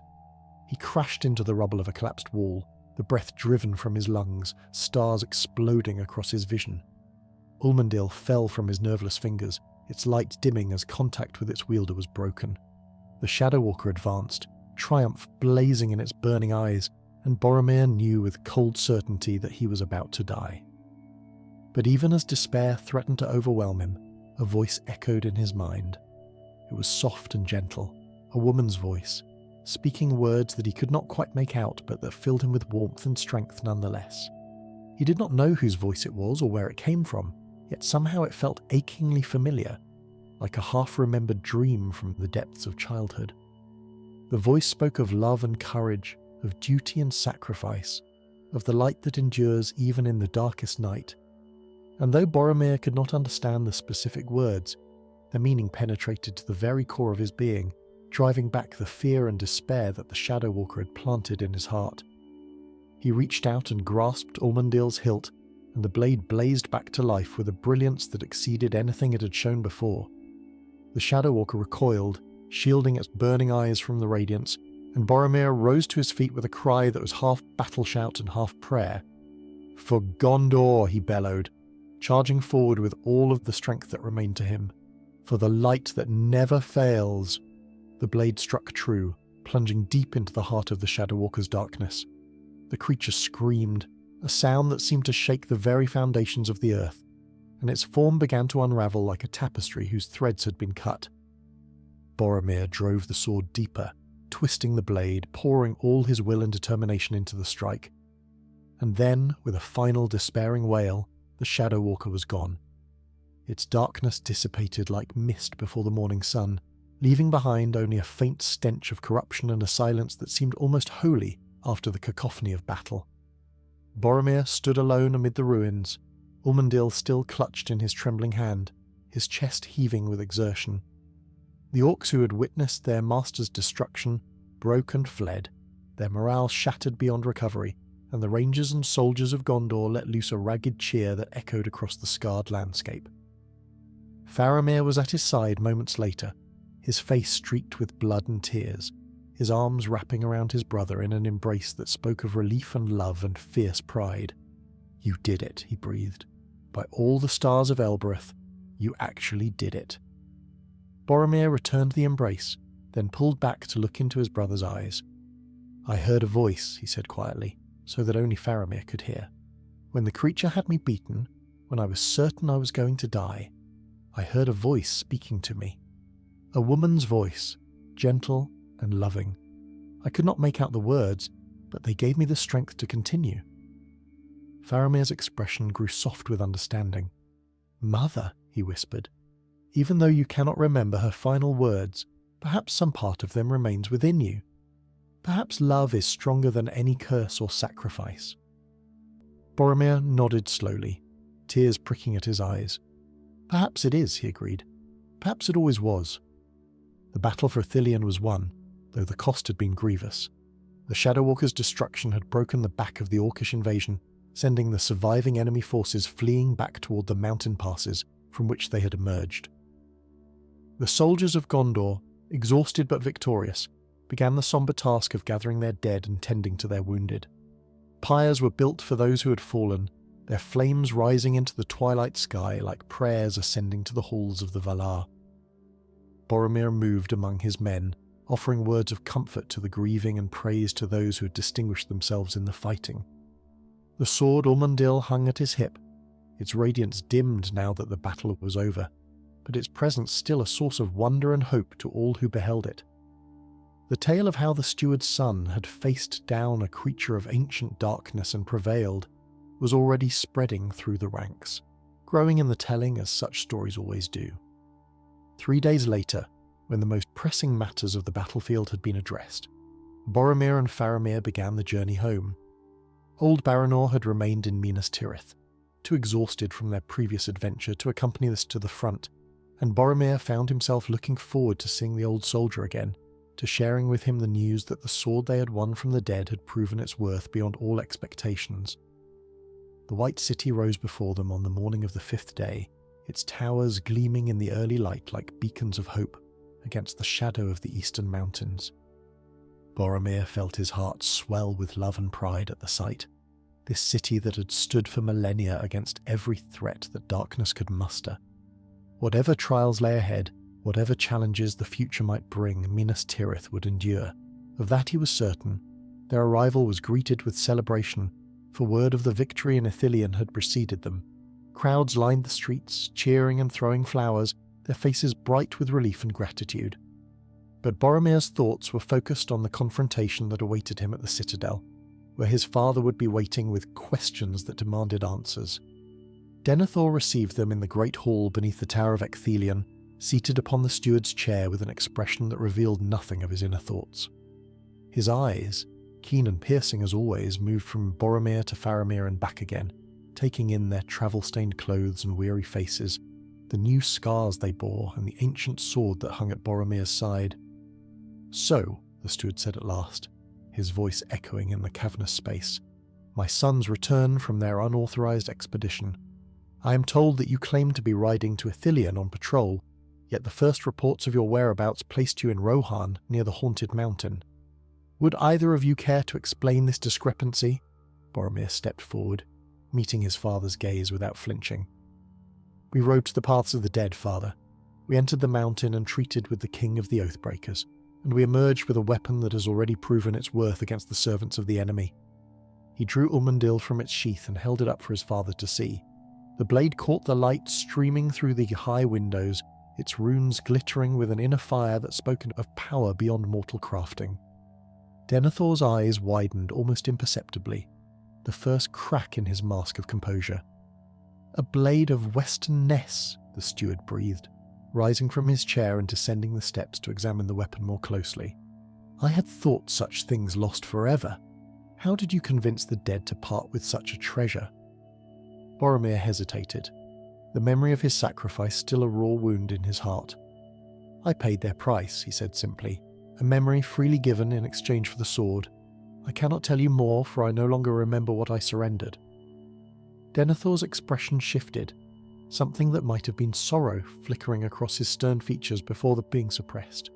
He reached out and placed a hand on Boromir's shoulder, a gesture of affection so rare that it made Faramir gasp softly in surprise. "You have done well, my son," Denethor said, his voice heavy with emotion he could not quite conceal. "Better than I could have hoped or expected. The realm is in your debt, as am I." He turned to Faramir, and for once his gaze held none of the disappointment or disdain that usually coloured his interactions with his younger son. "And you, Faramir, you stood by your brother when he needed you most. That is what family means, what brotherhood demands. I'm proud of you both." Faramir bowed his head, blinking back tears that threatened to spill down his cheeks. These were words he'd longed to hear for years, validation that he'd begun to believe would never come. Boromir reached out and clasped his brother's hand, sharing in the moment of unexpected grace. In the days that followed, Boromir was hailed as a hero throughout Gondor. Songs were composed about his deeds, and children played at being the brave captain who had faced the Shadow Walker and prevailed. The sword Ulmundil became a symbol of hope, proof that even the darkest evil could be overcome by courage and determination. But Boromir himself took little pleasure in the accolades. He had learned, in the depths of the Haunted Mountain and on the blood-soaked fields of Ithilien, that true heroism was not about glory or recognition. It was about sacrifice, about giving of oneself for the sake of others, about standing firm against the darkness even when every instinct screamed to flee. One evening, as the sun set over Minas Tirith and painted the sky in shades of gold and crimson, Boromir stood upon the walls of the citadel and gazed out over the realm he had sworn to protect. Faramir joined him, as he so often did, and for a long while the brothers stood in companionable silence, watching the stars emerge one by one in the deepening twilight. "Do you ever wonder what it was?" Faramir asked at last. "The memory you gave to the dead?" Boromir nodded slowly, a sad smile touching his lips. "Every day, I know it was something precious, something that shaped who I am, but perhaps that is the nature of sacrifice. We give up what we cannot afford to lose, and in doing so we become something more than we were before." "Mother would have been proud of you," Faramir said softly. "She always said that you were destined for greatness, that you carried within you the strength of all our ancestors." "She said the same of you," Boromir replied, though even as he spoke the words he was not certain whether they were memory or intuition. "She loved us both equally, Faramir. Of that I'm certain, even if I can no longer remember her final words." They stood together as the night deepened and the stars wheeled overhead in their eternal dance. Somewhere in the distance, a nightingale began to sing, its sweet notes drifting on the wind like a blessing from the heavens, and Boromir felt for the first time since his sacrifice in the paths of the dead a sense of peace settling over his heart. The shadow still lay heavy upon Middle-earth, and darker days were yet to come. Boromir did not know what the future held, what trials and tribulations awaited him on the road ahead. But he knew that he would face them with courage, with honour, and with the love of his brother at his side. For that was the true legacy of Gondor, the inheritance passed down through generations of the steward's line. Not swords or crowns or ancient relics, but the bonds of family and the strength that came from standing together against the darkness. As long as those bonds endured, as long as brothers stood beside brothers and fathers beside sons, the White City would never fall. Thus ends our tale of Boromir the Brave, the lost story of his deeds before the shadow of the ring touched his noble heart. Let his courage be a light in the darkness, a reminder that even in the darkest night hope endures, and let his sacrifice be remembered not with sorrow, but with gratitude. For he gave what he treasured most so that others might live in peace. Sleep now, dear listener, and let the dreams of Middle-earth carry you gently through the night. May the stars of Elbereth watch over you, and may you wake to a morning bright with promise and possibility. For in this world and all worlds, love is stronger than darkness, and courage is the light that never fails. The tale is told, the hour is late, and the gentle embrace of sleep awaits. Rest well, and remember always the words that Boromir himself might have spoken, had he known how his story would end. Even in the darkest hour, there is always hope, always light, always a reason to stand and fight for what we love. Good night, and may your dreams be filled with the wonder and magic of Middle-earth.